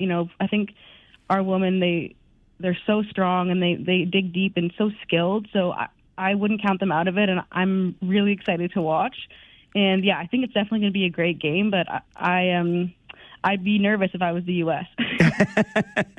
The game starts just after 1. My show ends at 1. I may break a speed limit on the way home today, Mallory, because I got to see it myself. This has been great fun. Thanks for sharing your research with us. Appreciate you joining the show. Yes, thank you so much for having me. This has been a blast. And go Canada. I'm excited for this afternoon. You and me both. Enjoy the rest of your day. Thanks, Mallory. Thank you. Mallory Terry joins us. She is a postdoctoral fellow at the Faculty of Science, McMaster University. It's not just that athletic ability, right? There is a mental edge that exists that separates elite athletes from the rest of us. And I think intuitively we know this, which is why the research, when I came across it, intrigued me so much. I mean, just think of a basketball player shooting a free throw. And it's the wild, wild west in behind that basket, right? Because you're allowed to make whatever noise you want and wave whatever you want. And I remember being Fixie and Paul Fixter, when he was with us on the Rangers broadcasts, we got an opportunity, thanks to one of our partners here on this show, ECU, a division of WFCU Credit Union. And we got the opportunity, Fixie and I, to go down to a Detroit Lions playoff game. And let me tell you, being in the Dome at Ford Field, the difference when the Lions had the ball and they were playing the Tampa Bay Buccaneers and the Buccaneers had the ball, this stadium was deafeningly loud when Tampa had the ball. Because, of course, it's so important for those players to hear the cues from the quarterback. What play's coming, what call is being made, all these different things, they have to be able to hear. It was so loud when Tampa had the ball. But when Detroit had the ball, the only time it got loud is when something good happened, because you wanted to make sure the home team advantage, right? Then, of course, I mentioned those individual sports. It's one of the reasons I love tennis as much as I do, because when things start to go sideways, you have only yourself to rely upon. And I find the ability to come back in those situations incredible. I really do. I'm so impressed, or should I say I'm happy to see this, because it shows me what we are capable of. And I hope that we as people continue to strive for that capability, because it does exist within us. We can do not just hard things, but really hard things.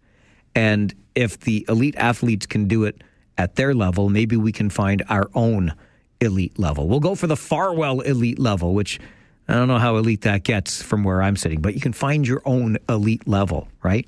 Because of what is capable here. I know it's a cheesy example, but if you've seen the movie For Love of the Game, Kevin Costner, the pitcher, in his final game, spoiler alert, throws a no-hitter against the Yankees. But he had this thing where he would call it cue the mechanism, and he would say that, and then the stadium around him and all the people booing and heckling would disappear, and all he could see is his catcher's glove, because that was his job. So he blocked out all of these other things and focused exclusively on pitching that ball into the strike zone. Again, cheesy as all get out. Thank you, Hollywood. But that's the idea that Mallory Terry from McMaster University was talking about. There is a mental edge that separates elite athletes from the rest of us. George is on the phone with us this morning. Good morning, George. Yeah, good morning, Mike. How you doing? Good, and you? Good. I think your guest was onto something. She knows what she's talking about. Because as a kid, I was a decent soccer player. I wasn't too bad. But I noticed a lot of the other kids around me had that mental edge, that determination, that focus, that drive, that they just were going to win it all out. And I wasn't that kind of player. I like to play. It was for fun. I like to do my best at soccer. But that mental edge, I think, does put you into that elite group. Yeah, I'm with you, George. And, you could go to Mark Messier's guaranteed Game 7 win, right?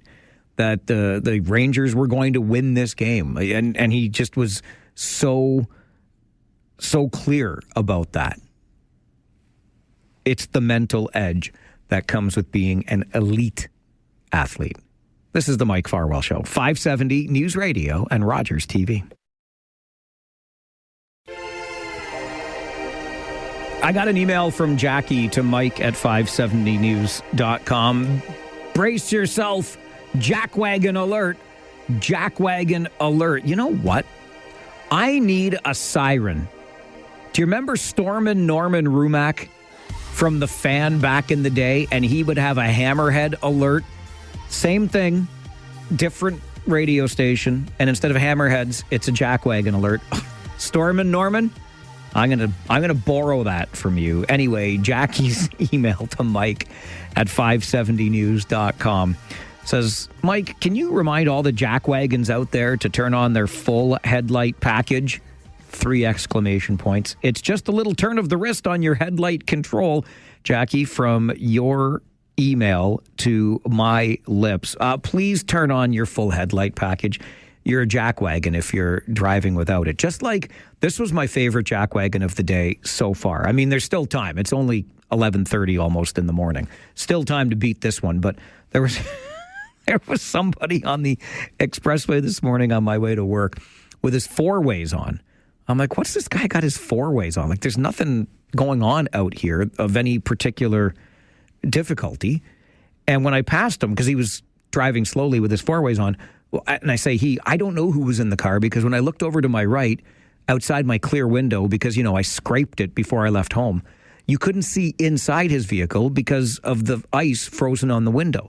So my guess, and I didn't bother checking, but my guess is that he didn't clean off anything and just thought, well, I'm just going to drive until the defrost de-ices the window. I have no idea. I can only imagine what he was seeing out his windshield or not seeing as he drove on the expressway this morning with his 4-ways on and his windows still covered in ice, such that you couldn't see inside the vehicle. You, sir or madam, are a jackwagon, which I think makes this the very best time to remind you that not everybody is a jackwagon. We talk a lot about them on the show, but not everybody is a jackwagon, including 84-year-old Glenda Aiken. Glenda was born on December the 7th, 1941. That just so happens to be the day that Japan attacked Pearl Harbor and pulled the U.S. into the Second World War. Glenda wanted to be a teacher, and in 1963, just a few months before the assassination of John F. Kennedy, Glenda first stepped into a classroom at Westmoreland High School in Tennessee. For a Canadian perspective, Lester B. Pearson was prime minister, and The Littlest Hobo first aired on TV, okay? When Glenda Aiken first stepped foot into Westmoreland High School in Tennessee. And from that day in 1963, Glenda spent the next 61 years and 43 days in the same school, teaching social studies and acting as Westmoreland High's librarian.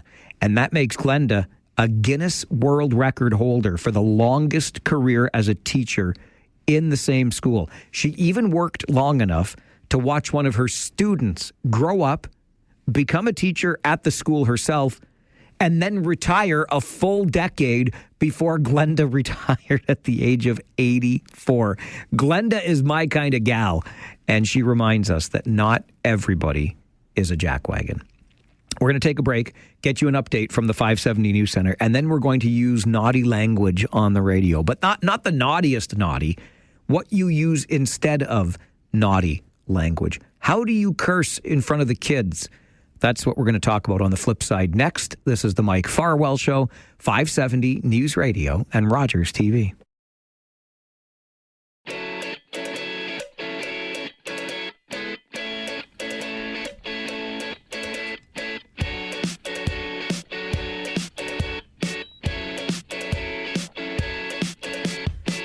This is a throwback to just a little tidbit I had in something called the Farwell Report.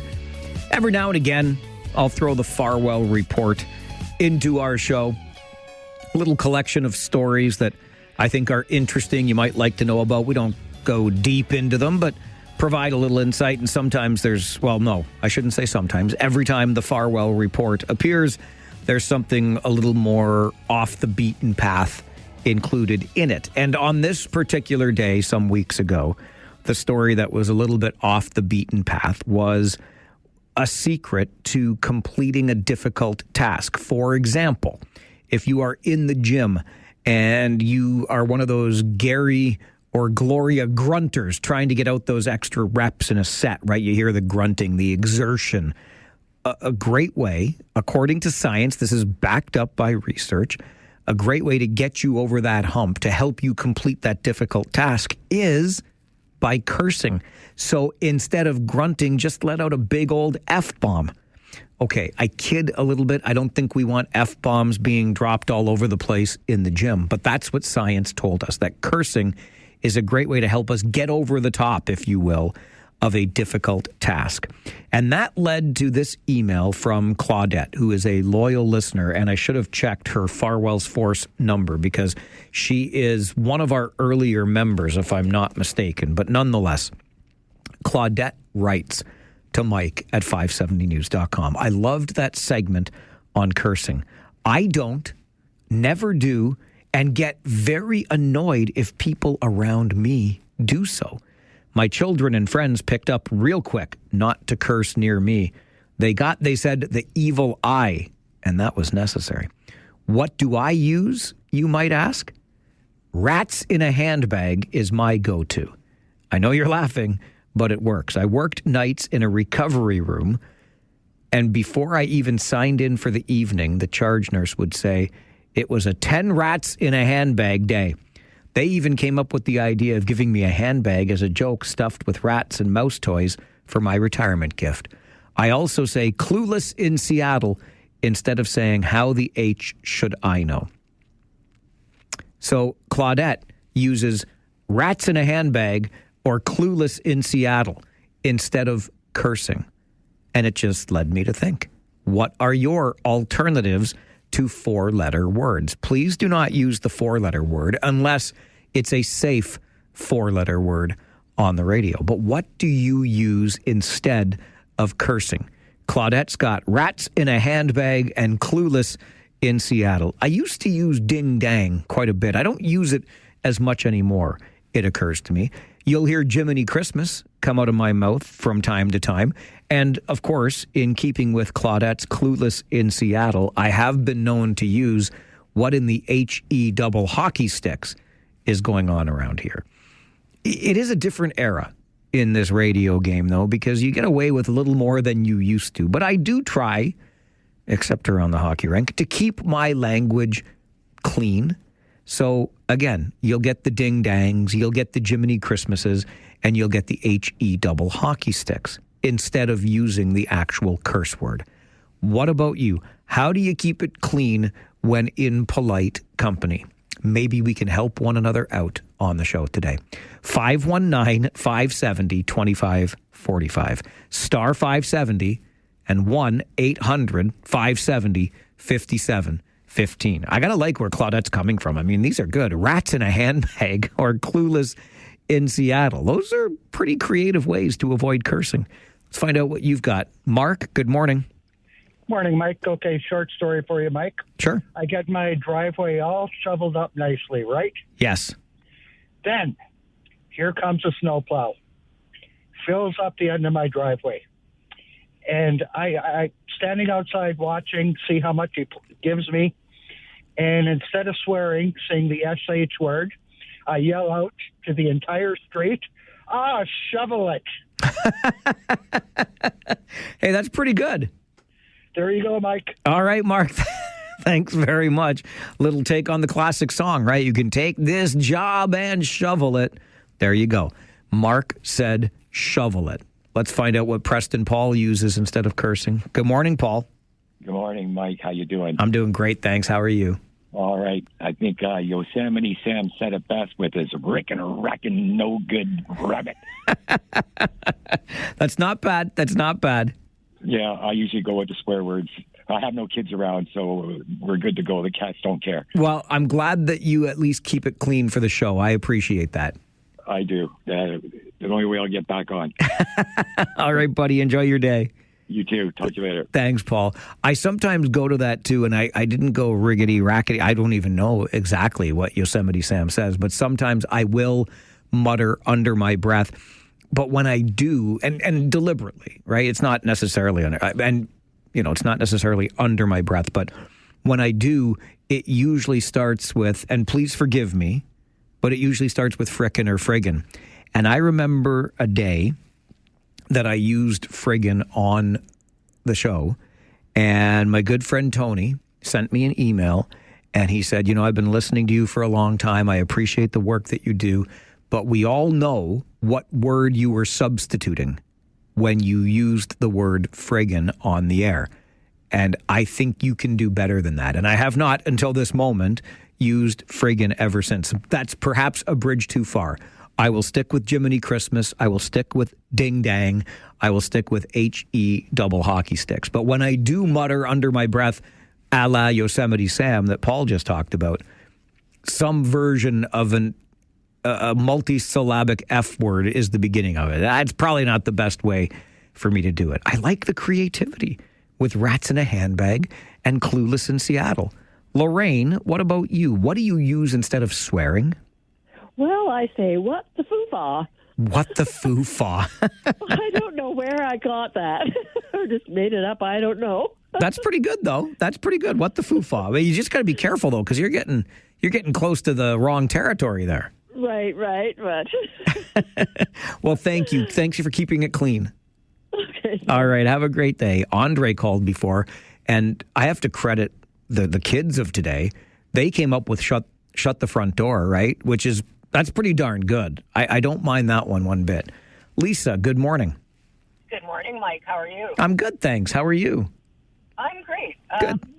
There's times where I'm alone in my car that the bad words will come out, but if I'm in polite company, I use one that I heard on a radio station once, and it's Holy Hannah. Oh, yeah. Well, yeah, that one, you know what? That's a good point. I use that one quite a bit, too. Holy Hannah, Holy Moly comes out. Yep. I like that one. It's different. And not a lot of people say it, so I like that one. You know why not a lot of people say it, Lisa? Because not a lot of people are as old as I am and still talking on the radio. That's why. Well, that's a whole other conversation, Mike. Fair enough. Have a good day. Oh, go Canada, go, guys. Absolutely. Thanks for that, Lisa. Go Canada, go. We won in curling, by the way. Our women beat Korea in curling, so our women move on in curling. But, of course, it's the big hockey game this afternoon. And what are you going to do? See, this makes me think. There was a time in the Farwell household, the combined Farwell household, and that is now, thanks to the vows we exchanged just only a few months ago. It is the Farwell household now. But when our daughter was younger, and my beloved is a huge hockey fan. She cheers for the wrong team. She knows this. It's really her only flaw. But boy, oh boy, does she get passionate. And if you ever want to hear my beloved curse like a trucker, I'm sorry, love, for outing you like this, but you do, and you know it. And there was a curse jar that was kept at home for when Mom would, shout a profanity at the TV during a hockey game. And then the curse jar built up, and then our daughter was gifted with whatever money was in there, and she could do with it what she wanted to because Mom was breaking the rules with the bad language. And let me tell you, that curse jar got fuller and fuller during the playoffs because there's more and more passion.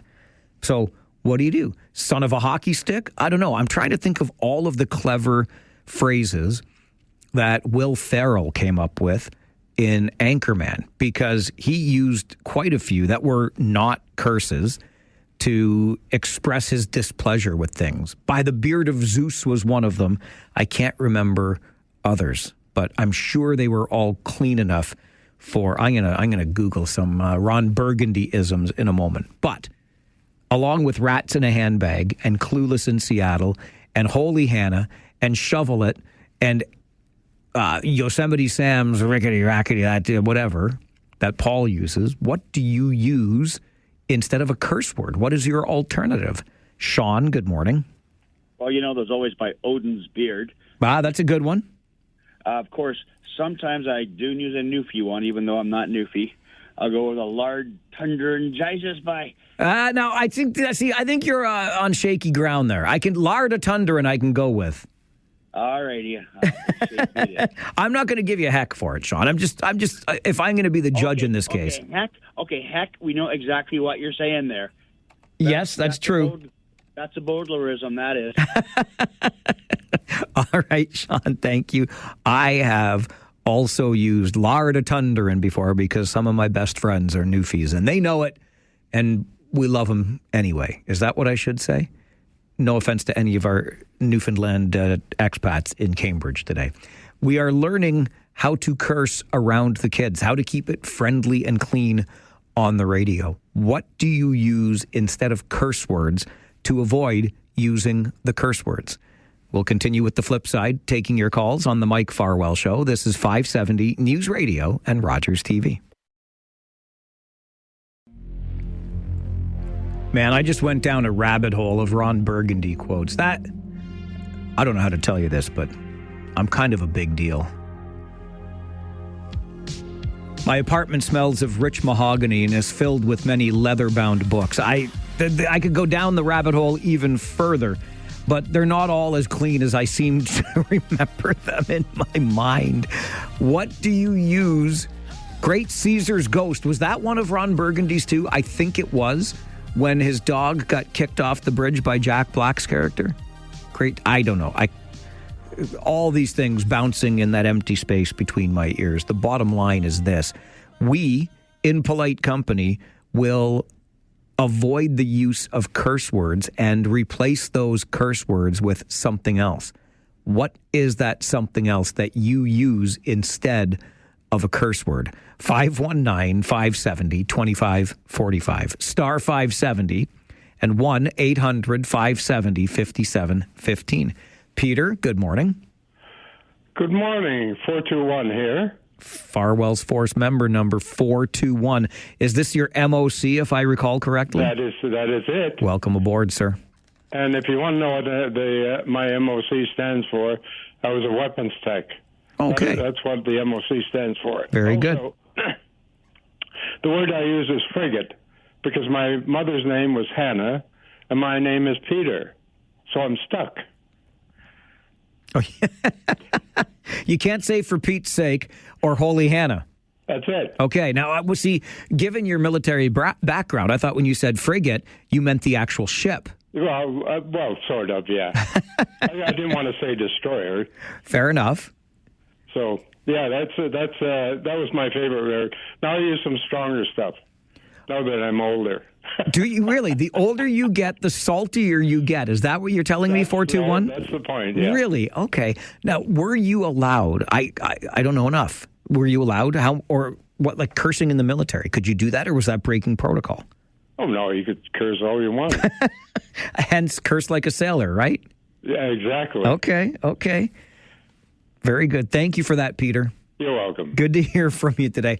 I'm not going to repeat that one because I already shared my Tony story, who put me in my place for using a substitute for the F word. I don't need to go there, and I won't. Peter, you're fine. I have no problem with you using it on the air.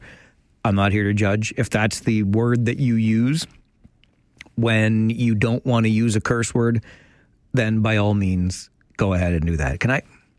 I hope I'm not telling tales out of school. I'm going to tell you this story anyway, okay? Goodness gracious, I'm going to tell you this story. And I'm going to let you in on this part of the story, too.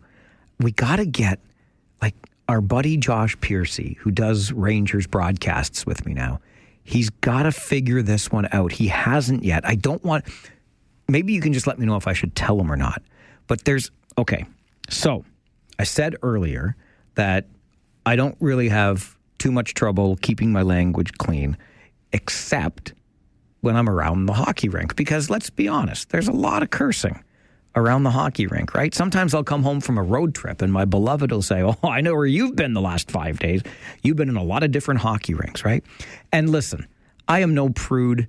I am no shrinking violet. I have no issues whatsoever if you choose to use the Queen's English in whichever way you wish. So, yes, I've been known to curse around the rink, outside the rink. But hockey rinks, hockey arenas, hockey players are known for their cursing. So when we're hanging out, there's some cursing. But here's the story. I'm finally getting around to. I'm sorry. But Danny Leibold is one of the greatest people I know, like just a salt of the earth human, the head trainer and equipment manager for the Kitchener Rangers. And Danny also is no prude. He's no shrinking violet. He will occasionally curse, and I will occasionally curse around him. But there's a line that I've realized over the years of being around Danny, one of the best people I know. There's a line that Danny has, and it comes to the F word. And so every time, like, Danny will curse, but when it comes to the option for the F word, it comes out friggin'. Sorry, Tony. Every time. It's always friggin'. He never uses the actual F word. He'll use a few others, but never the actual F word. So, as a sign of respect and understanding the situation, I don't either when I'm with Danny. We'll curse a little bit, but when it comes to the usage of the F word, I'll drop in a friggin' instead of the F word.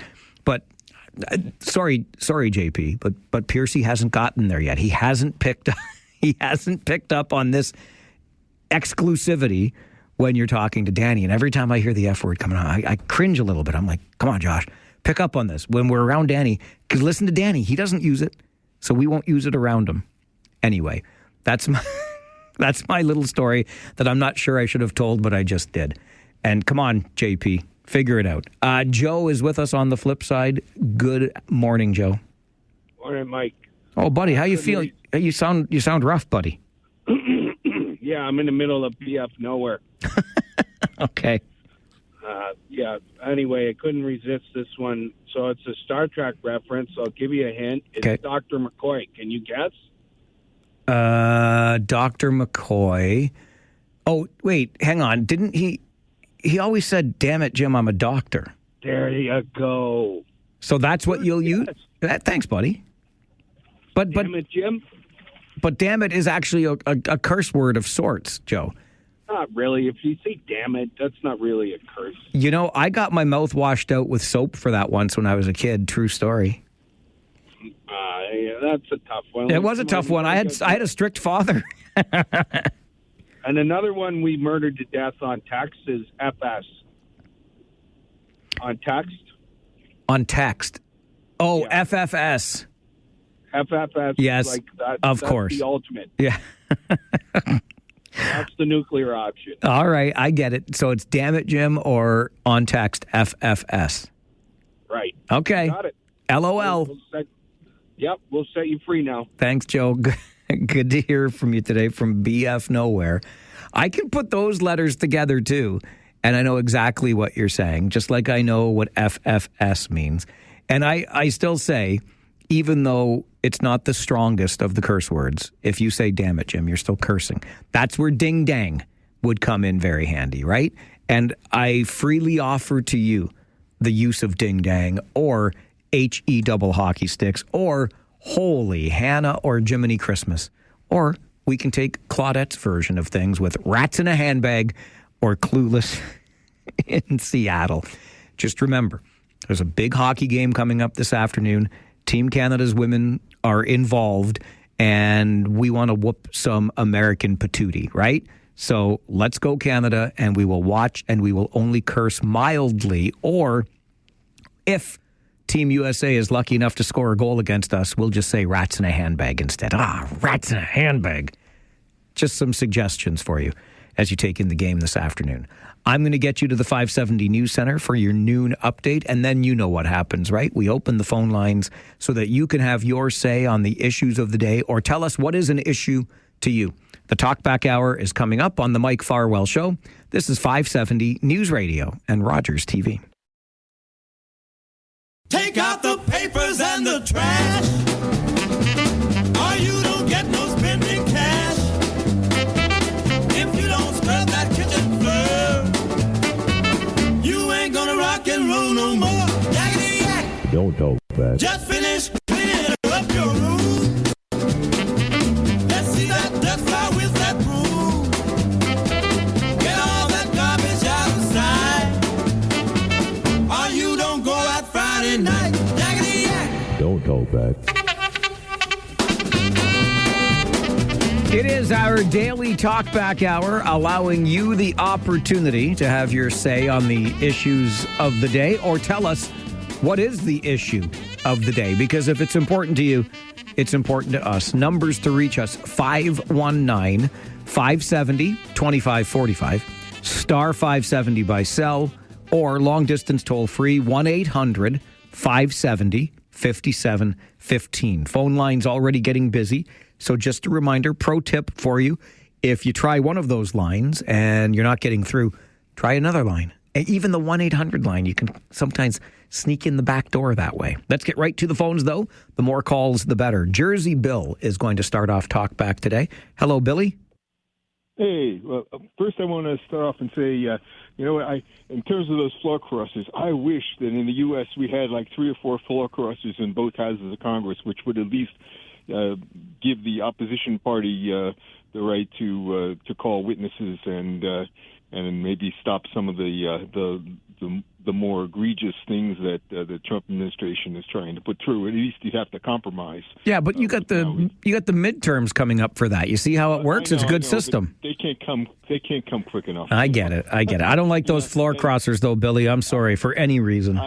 I quite understand it. I can understand you're kind of Democratic purist, and I have nothing against that. But boy, I tell you what, just to have a decent functioning government would be a nice change in the U.S.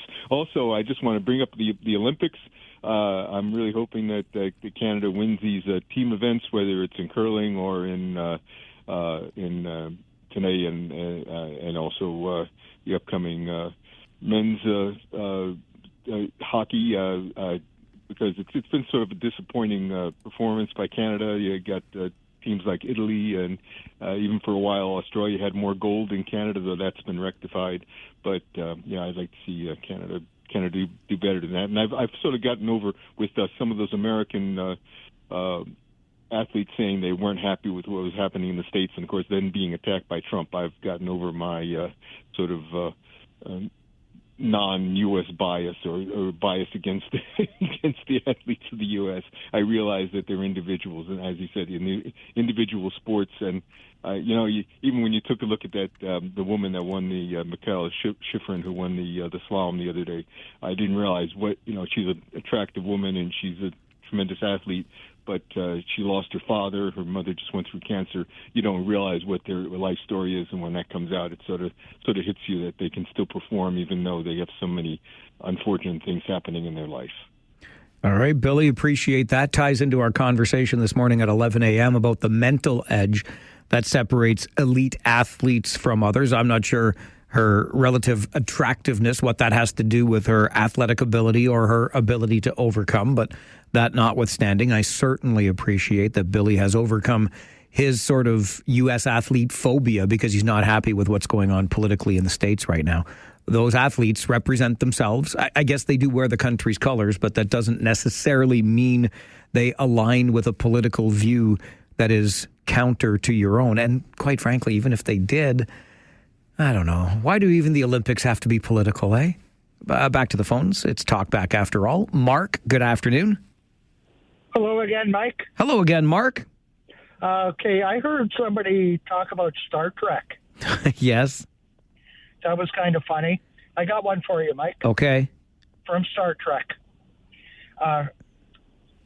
What's his name? Spock. He said something off base to Kirk. Okay? And this is true. It's in a movie. And Kirk's reply to him was, "Are you out of your Vulcan mind?" Out of your Vulcan mind. Yes. Okay, that's not a bad one. Are you out of your Vulcan mind? Yeah. In other words, it was kind of, everybody knew what he was saying, right? Well, let's not forget, though, that Spock was a Vulcan after all. Yes, he was. Yes, he was. But we know what Kirk was actually saying. All right. Well, are you out of your human mind, Mark? Okay, Mike. Okay, Mark. Thanks for the call. I tried. Listen, also, by the way, that's about the depth of... I'm surprised I could even hold my own in conversations about Star Trek, because a Trekkie I am not. I was Star Wars, not Star Trek. And brief aside, Star Wars, Luke Skywalker, Mark Hamill, the actor, I just watched Life of Chuck with Mark Hamill in it, and oh boy, was Mark Hamill good, in my opinion. I didn't even know it was Mark Hamill right away.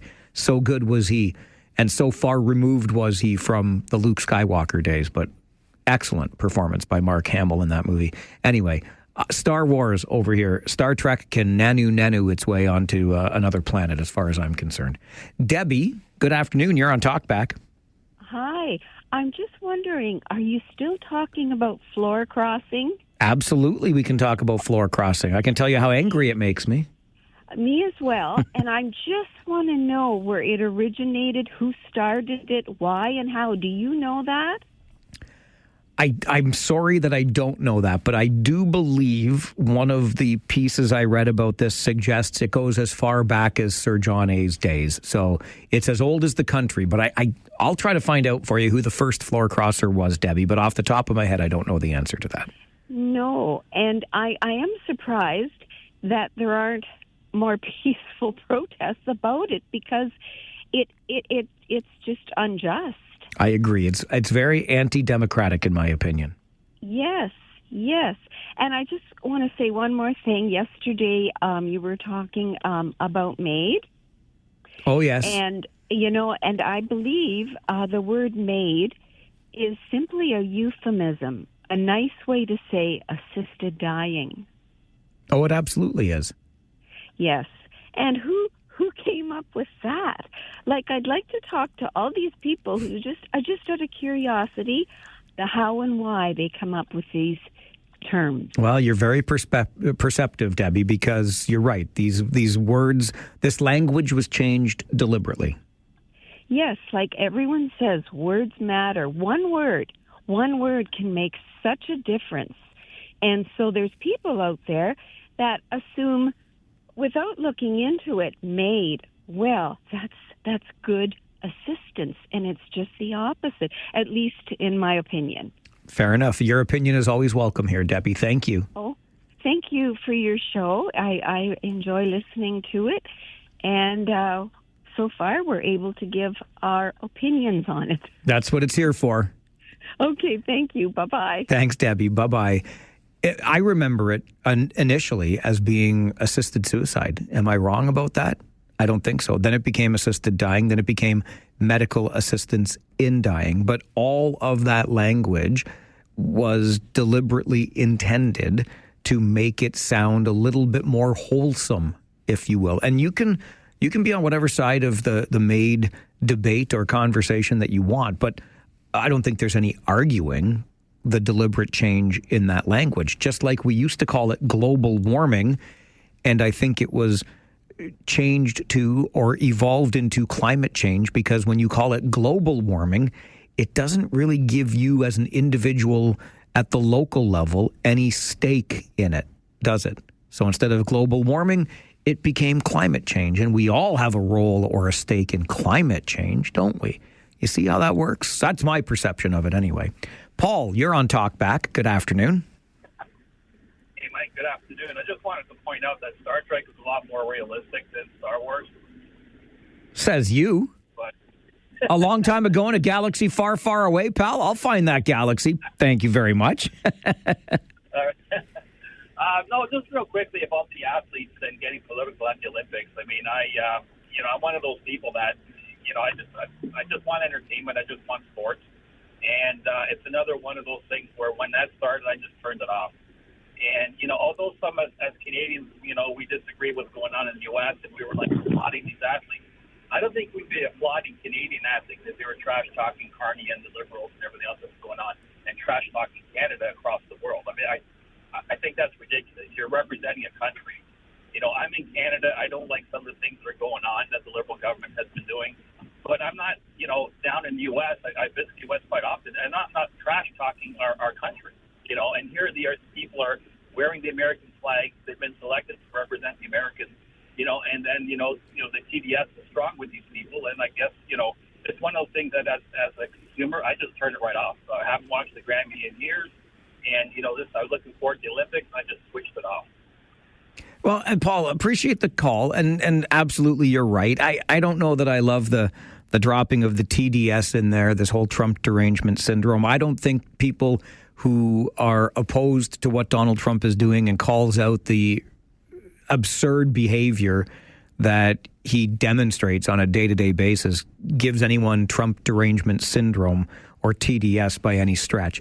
However, I will say that I agree with you insofar as I have also grown a little weary of people who are on a major platform for one thing, using that platform for another. And again, I hear the other side of that argument. That's the platform you have, use it. But listen, Mark Ruffalo, if I like you as an actor, I just want you to, I like you as an actor separate from, irrespective of your political views.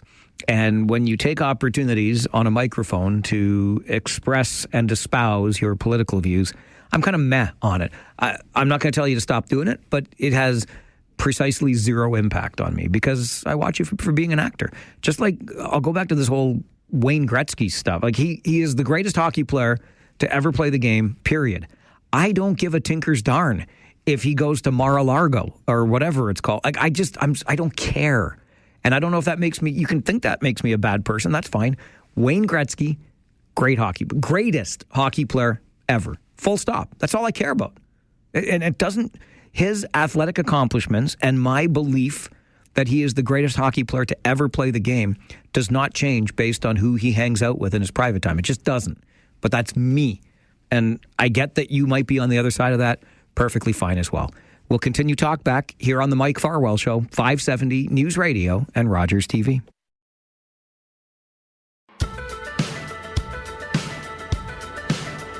It's the Talkback Hour where you talk back, all you have to do is make a phone call. I'll answer. You can start the conversation. Chris is next. Good afternoon, Chris. Hey, good afternoon. I know it's been talked about, but the floor crossing is rubbing my rhubarb, so I thought I'd just give a call and do a little rant here. Please do. Rubbing your rhubarb. I like that one a lot.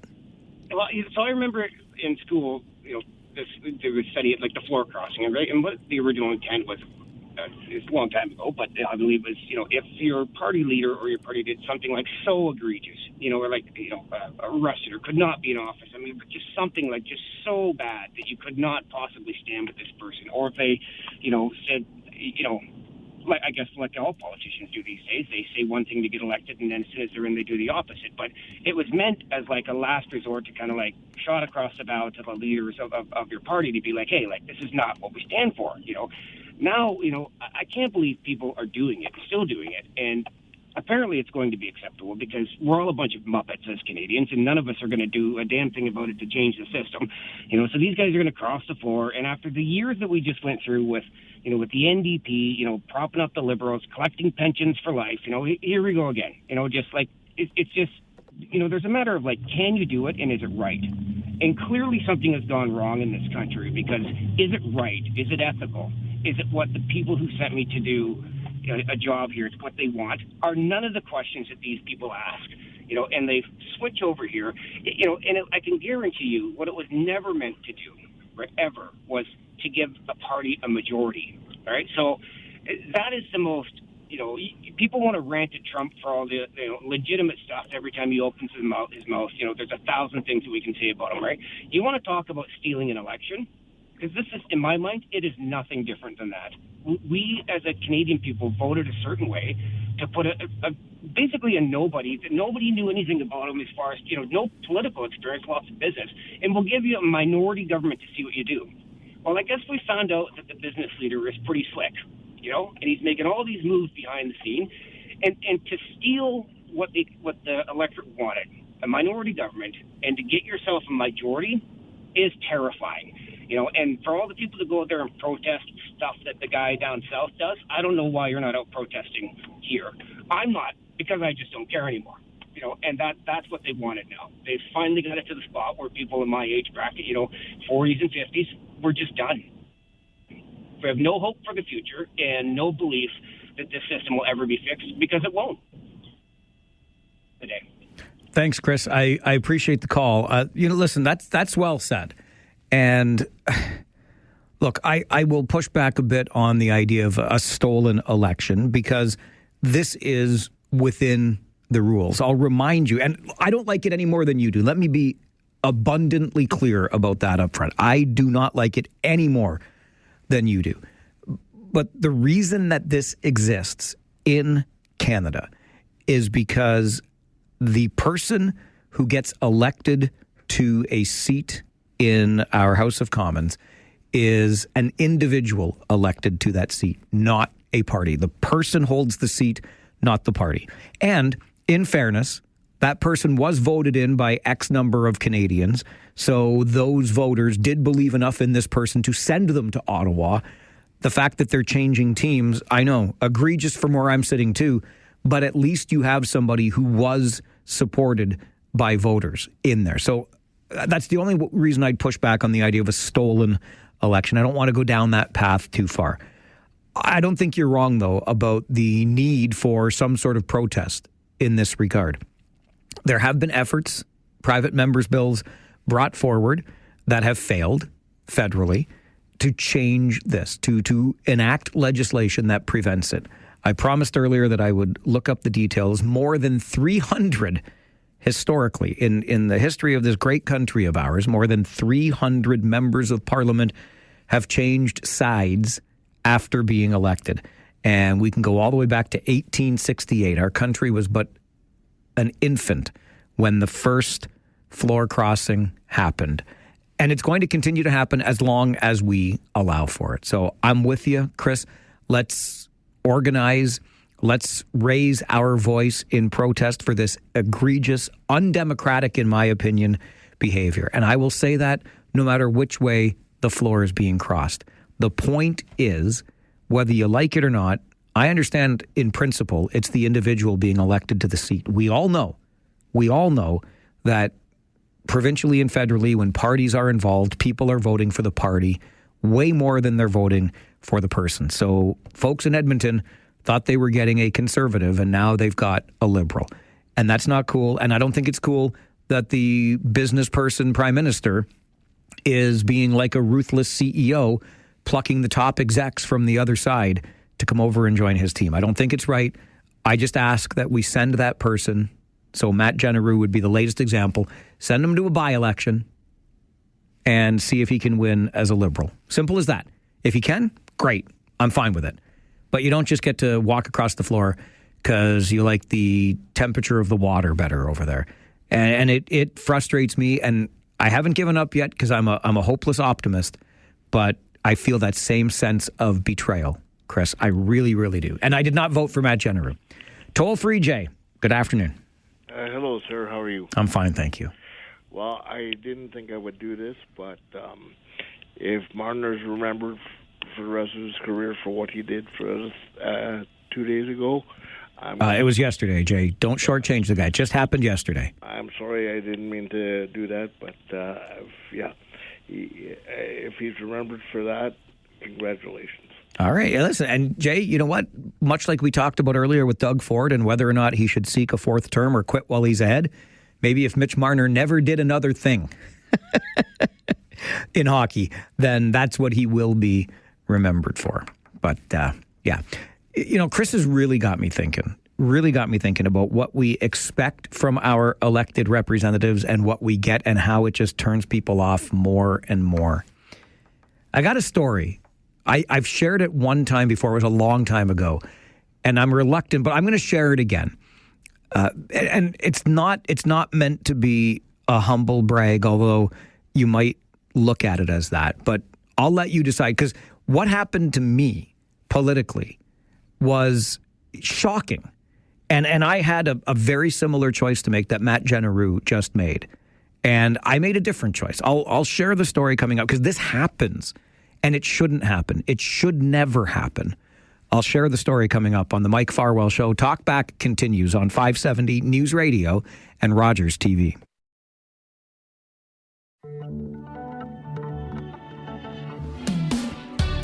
Quick reminder on the heels of Hutch's news update and word about Team Canada. Of course, we're all wearing our red and white today, right? Okay, I'm sitting here in blue. It's my favorite color, but you get the idea. Go Canada, go. In that spirit, we are celebrating Canadian music with our All Request Friday this week, but it's Black History Month, so it's your favorite Black artist, Canadian, your favorite song for All Request Friday. Drop me an email, mike@570news.com, or just call in and let Dev know what song you would like to hear. It is your favorite Canadian song by a Black artist. That is our All Request theme for tomorrow. I want to share this story with you because I believe it's at least loosely connected to the floor crossing that continues to happen and continues to piss me off federally. I feel as though Prime Minister Mark Carney is trying to poach his way to a majority government. The rules allow for it. The rules allow for a lot of things that I don't think the rules should allow for. And as Chris said earlier, just because it can happen doesn't mean it should happen. Just because you are given the choice doesn't mean you should take the choice. A long time ago, I was being recruited, and I would say recruited rather aggressively, to run for office, not municipal. Okay, so it was a party position. And I was waffling a little bit. Again, this was quite some time ago. I wasn't sure where I was at career-wise here in broadcasting, whatever. I was being recruited and recruited aggressively. And I guess because I was being a little bit wishy-washy, I wasn't sure, do I want to dip my toe in? Do I want to put my whole foot in? Whatever the case may be. I received a phone call. I had already gone and visited with the staff of the party leader. So I had had that conversation in person. And after my 24 to 48 hours, and they had promised to call back, and then they did. And when the phone call began, the voice on the other end of the phone said, if any part of this conversation makes you uncomfortable, let us know. I'm like, okay. And the long and the short of it was this. The party wanted me to be their candidate so badly that they were willing to intervene or interfere with the nomination process. And by the way, one of the wrinkles in this was that a very good friend of mine was already declared as a candidate for the nomination. We're just running for the nomination at this point, not even to be the candidate in the next election. And a good friend of mine was already declared as a candidate for the nomination. In fact, had asked if I would help support their nomination. And now the party's on the phone with me saying that they are willing to intervene/interfere so that my friend, who I think was going to be the prime choice for the nomination, would sort of be eliminated. Not in a final way. It's not the mafia, but it's the closest thing to it. Politically eliminated. In other words, if I wanted to be the candidate, I was going to be the candidate. The nomination process would basically be a bit of a farce. Furthermore, because one of the concerns that I had was taking a leave from my job, and should I be unsuccessful, and I've told you before, it's not exactly the highest paying industry that I work in. I thought, I'm not going to afford this. And I was offered enough money to get by while the campaign was going on. So I could continue collecting the same salary that I was collecting from my employer, but I would collect that salary as a candidate in the election during the campaign.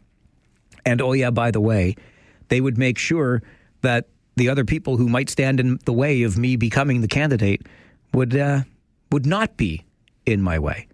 In other words, here's the nomination, it's yours. We're going to pay you while you run. And if you're not successful, I guess you'll just go back to your job and you're not going to miss a beat in terms of what's in your bank account. And if you are successful, then you will become the next member of our political party because you will get elected. That was I will never forget the person on the phone saying, if any part of this conversation makes you uncomfortable, let me know. Do you think any part of that? Like, okay, so basically I'm going to screw over a friend, pardon my French. I'm going to stab a friend in the back who has already declared their interest in this nomination. I'm going to collect a paycheck for being a candidate and running a campaign, which I thought you kind of did on a volunteer basis. And then anyway, I didn't say anything on the phone about being uncomfortable with it, but when the phone call was done, I knew I wanted no part of that party or that political race or anything else. That was a long time ago. I'll bet you my bottom dollar that things like that are still happening. And just because it can happen doesn't mean the person who may be on the receiving end of it should accept it. Matt Genereux did not have, he could have just kept spending time with his family. That's why he said he resigned. He could have continued doing that. This stuff is not lost on me.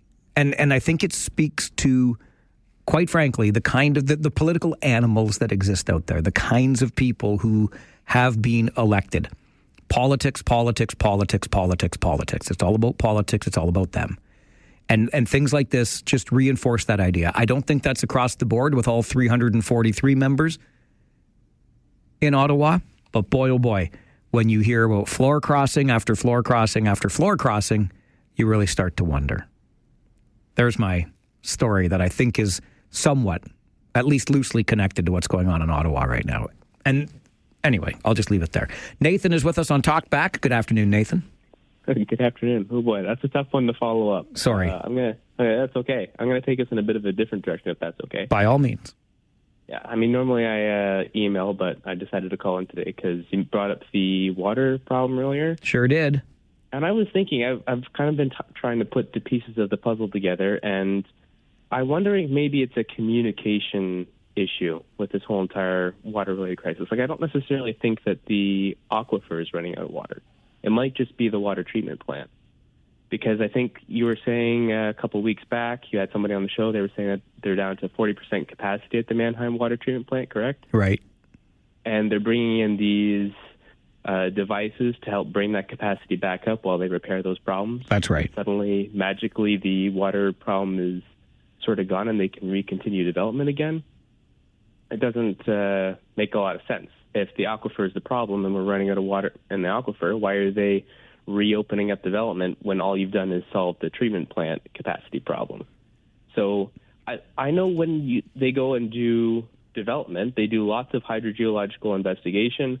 They do a lot of different studies to try and determine how much water supply it is, how much the project is going to take, what kind of an effect it's going to have. And you've said it before a number of times as well. They review their aquifer capacity on a regular basis. It shouldn't have been something that popped up as a problem and as a surprise last minute. So for all of those reasons, I have a feeling that maybe it's just communication. Like somebody was saying it's a problem with the aquifer earlier on, but maybe it was really only just a problem with the water treatment plant.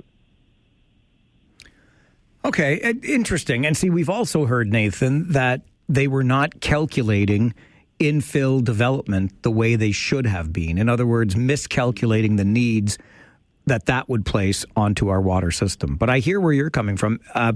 Could be. I don't know. I worry that these aquifers are suffering from some sort of leakage along the way. That's my concern.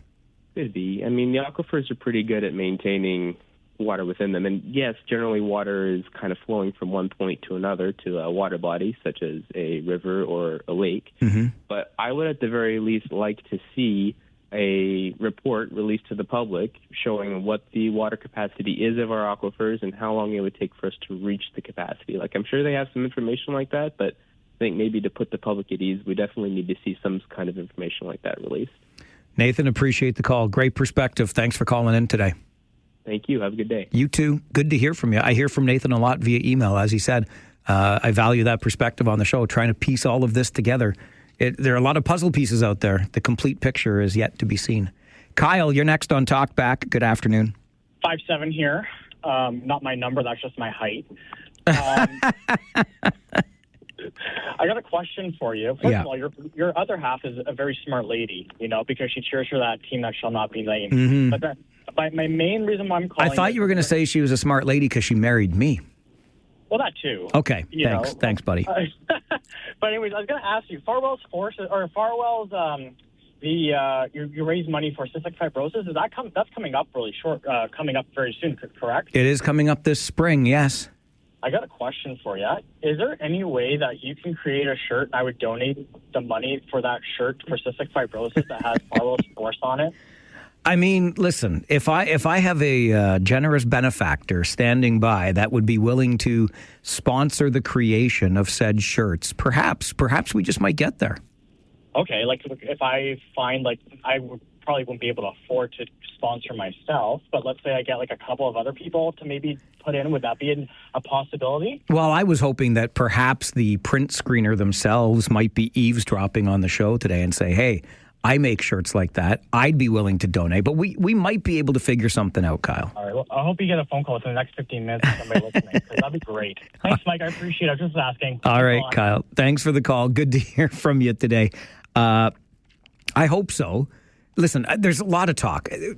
I have to say again, Farwell's Force took on a life of its own. It was just a goofy thing to see if we really could claim 46 listeners, which was my running gag about how many listeners we had on the show.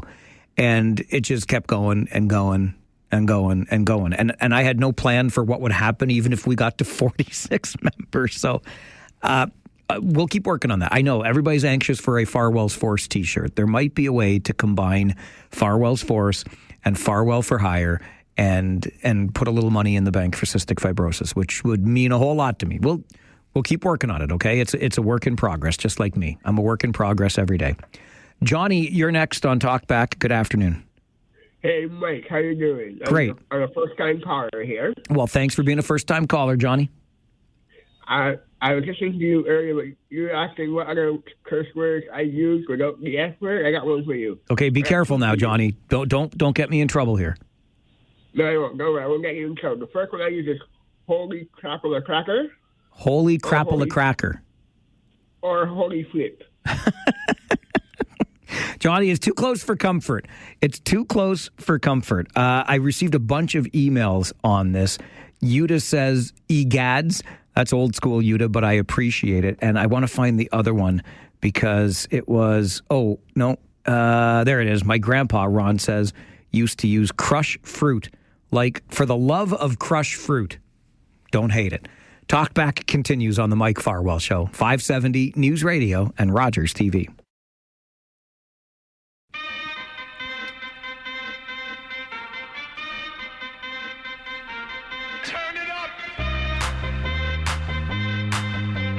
A member of our crack staff here at 570 News Radio who helps book the guests for this show has stumbled across a very interesting piece of news about our Charles Street bus terminal in downtown Kitchener. I'm not an expert but I think this is pretty big, pretty significant. I will get to it before we say goodbye in like 5 minutes' time. I promise you that.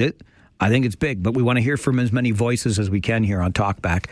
Rosina is next. Farwell's Force, member number 357. Hello, Rosina. Hi, Mike. How's it going? Great. I was just walking out the door when you brought up this topic about how do you swear in front of your kids but not swear. Yes, right? Of course. So my two words that I used to use, well, 3 words actually, fiddlesticks. Good one, very good one. I used that one for a bit too, yep. Yeah, fudge. And sugar beets. Sugar beets, I like that one. Yeah. The other thing I used to do when my kids were small, I don't know, 4 or 5 years old, and I used to use the S word quite a bit. I don't know, when I got frustrated or whatever. And I told the kids, if Mommy ever uses a swear word, you're allowed to spank her. Oh, wow. Yeah. Well, but it helps everybody. Oh, you should have heard the giggling and the, it's a spank, Mommy. They were so happy. I mean, they were just little. It didn't hurt, but it really made me conscious of it. There you go. Turn the tables on yourself, Rosina. That's right. It worked. All right. My kids were very good. They never swore. Hardly ever. But anyway. Thanks for the call. All right. All right. Care. Bye-bye. You too. Bye-bye. I used to combine 2 of those. Fiddlesticks and fudgesicles was a phrase that I used for a while. I know. I'm an old soul. Mary, good afternoon. Oh, I'm an old soul, too. I know you are. Older than your soul. Oh, well, just a little bit. You got me by a couple of weeks. Yeah, thank you. I really appreciated, what people say. That's kind of cool. The other thing, I appreciated what you shared about being wooed for a party to get elected. Mm-hmm. Politics is an interesting game, Mary. No, and you know what? I think you haven't gone through that. Aren't you a little bit jaded about the whole thing? Sort of like it's not at all as it's cracked up to be. Absolutely, I am. Absolutely. Yeah. I would like to think, though, that I could go and do a job like that and do it differently, but I don't know if I even want to be a part of that club right now. Yeah, but here, I want to say something else quickly. Don't cut me off yet. This floor crossing, now, the British government has come through the Westminster stuff, right? The crossing the floor is okay. Right, the Westminster parliamentary system, yes. Yeah.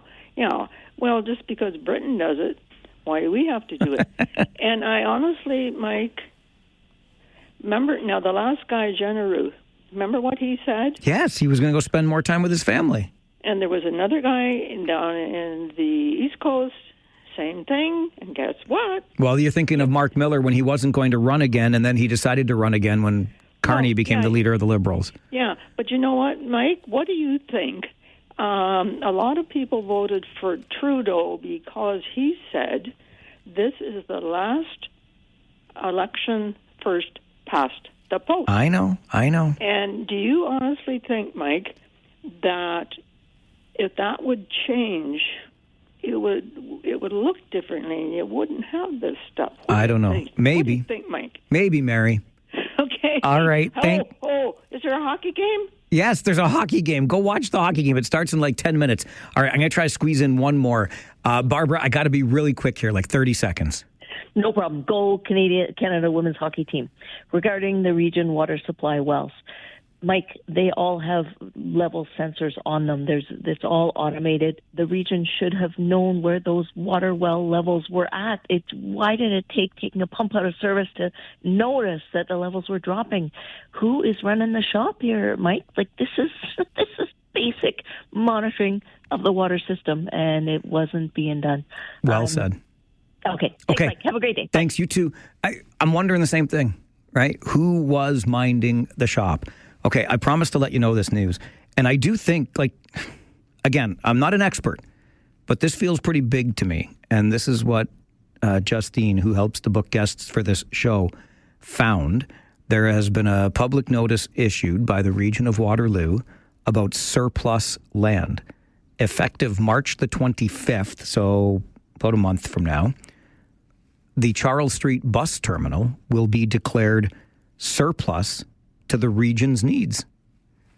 And I think that's a pretty significant statement, public notice that's just been made, because there's been a lot of talk about what the region should do with this land, what the region should do with this land. But if the region declares the land surplus, well, then what has been happening historically, I'm thinking of the city of Waterloo and the city of Kitchener, when they have declared some lands surplus, those lands then have been, the way has been made on those lands for some affordable housing projects, affordable, attainable housing. And I'm not saying that's a bad thing. I'm just thinking of all of the things we talked about going on this particular piece of land.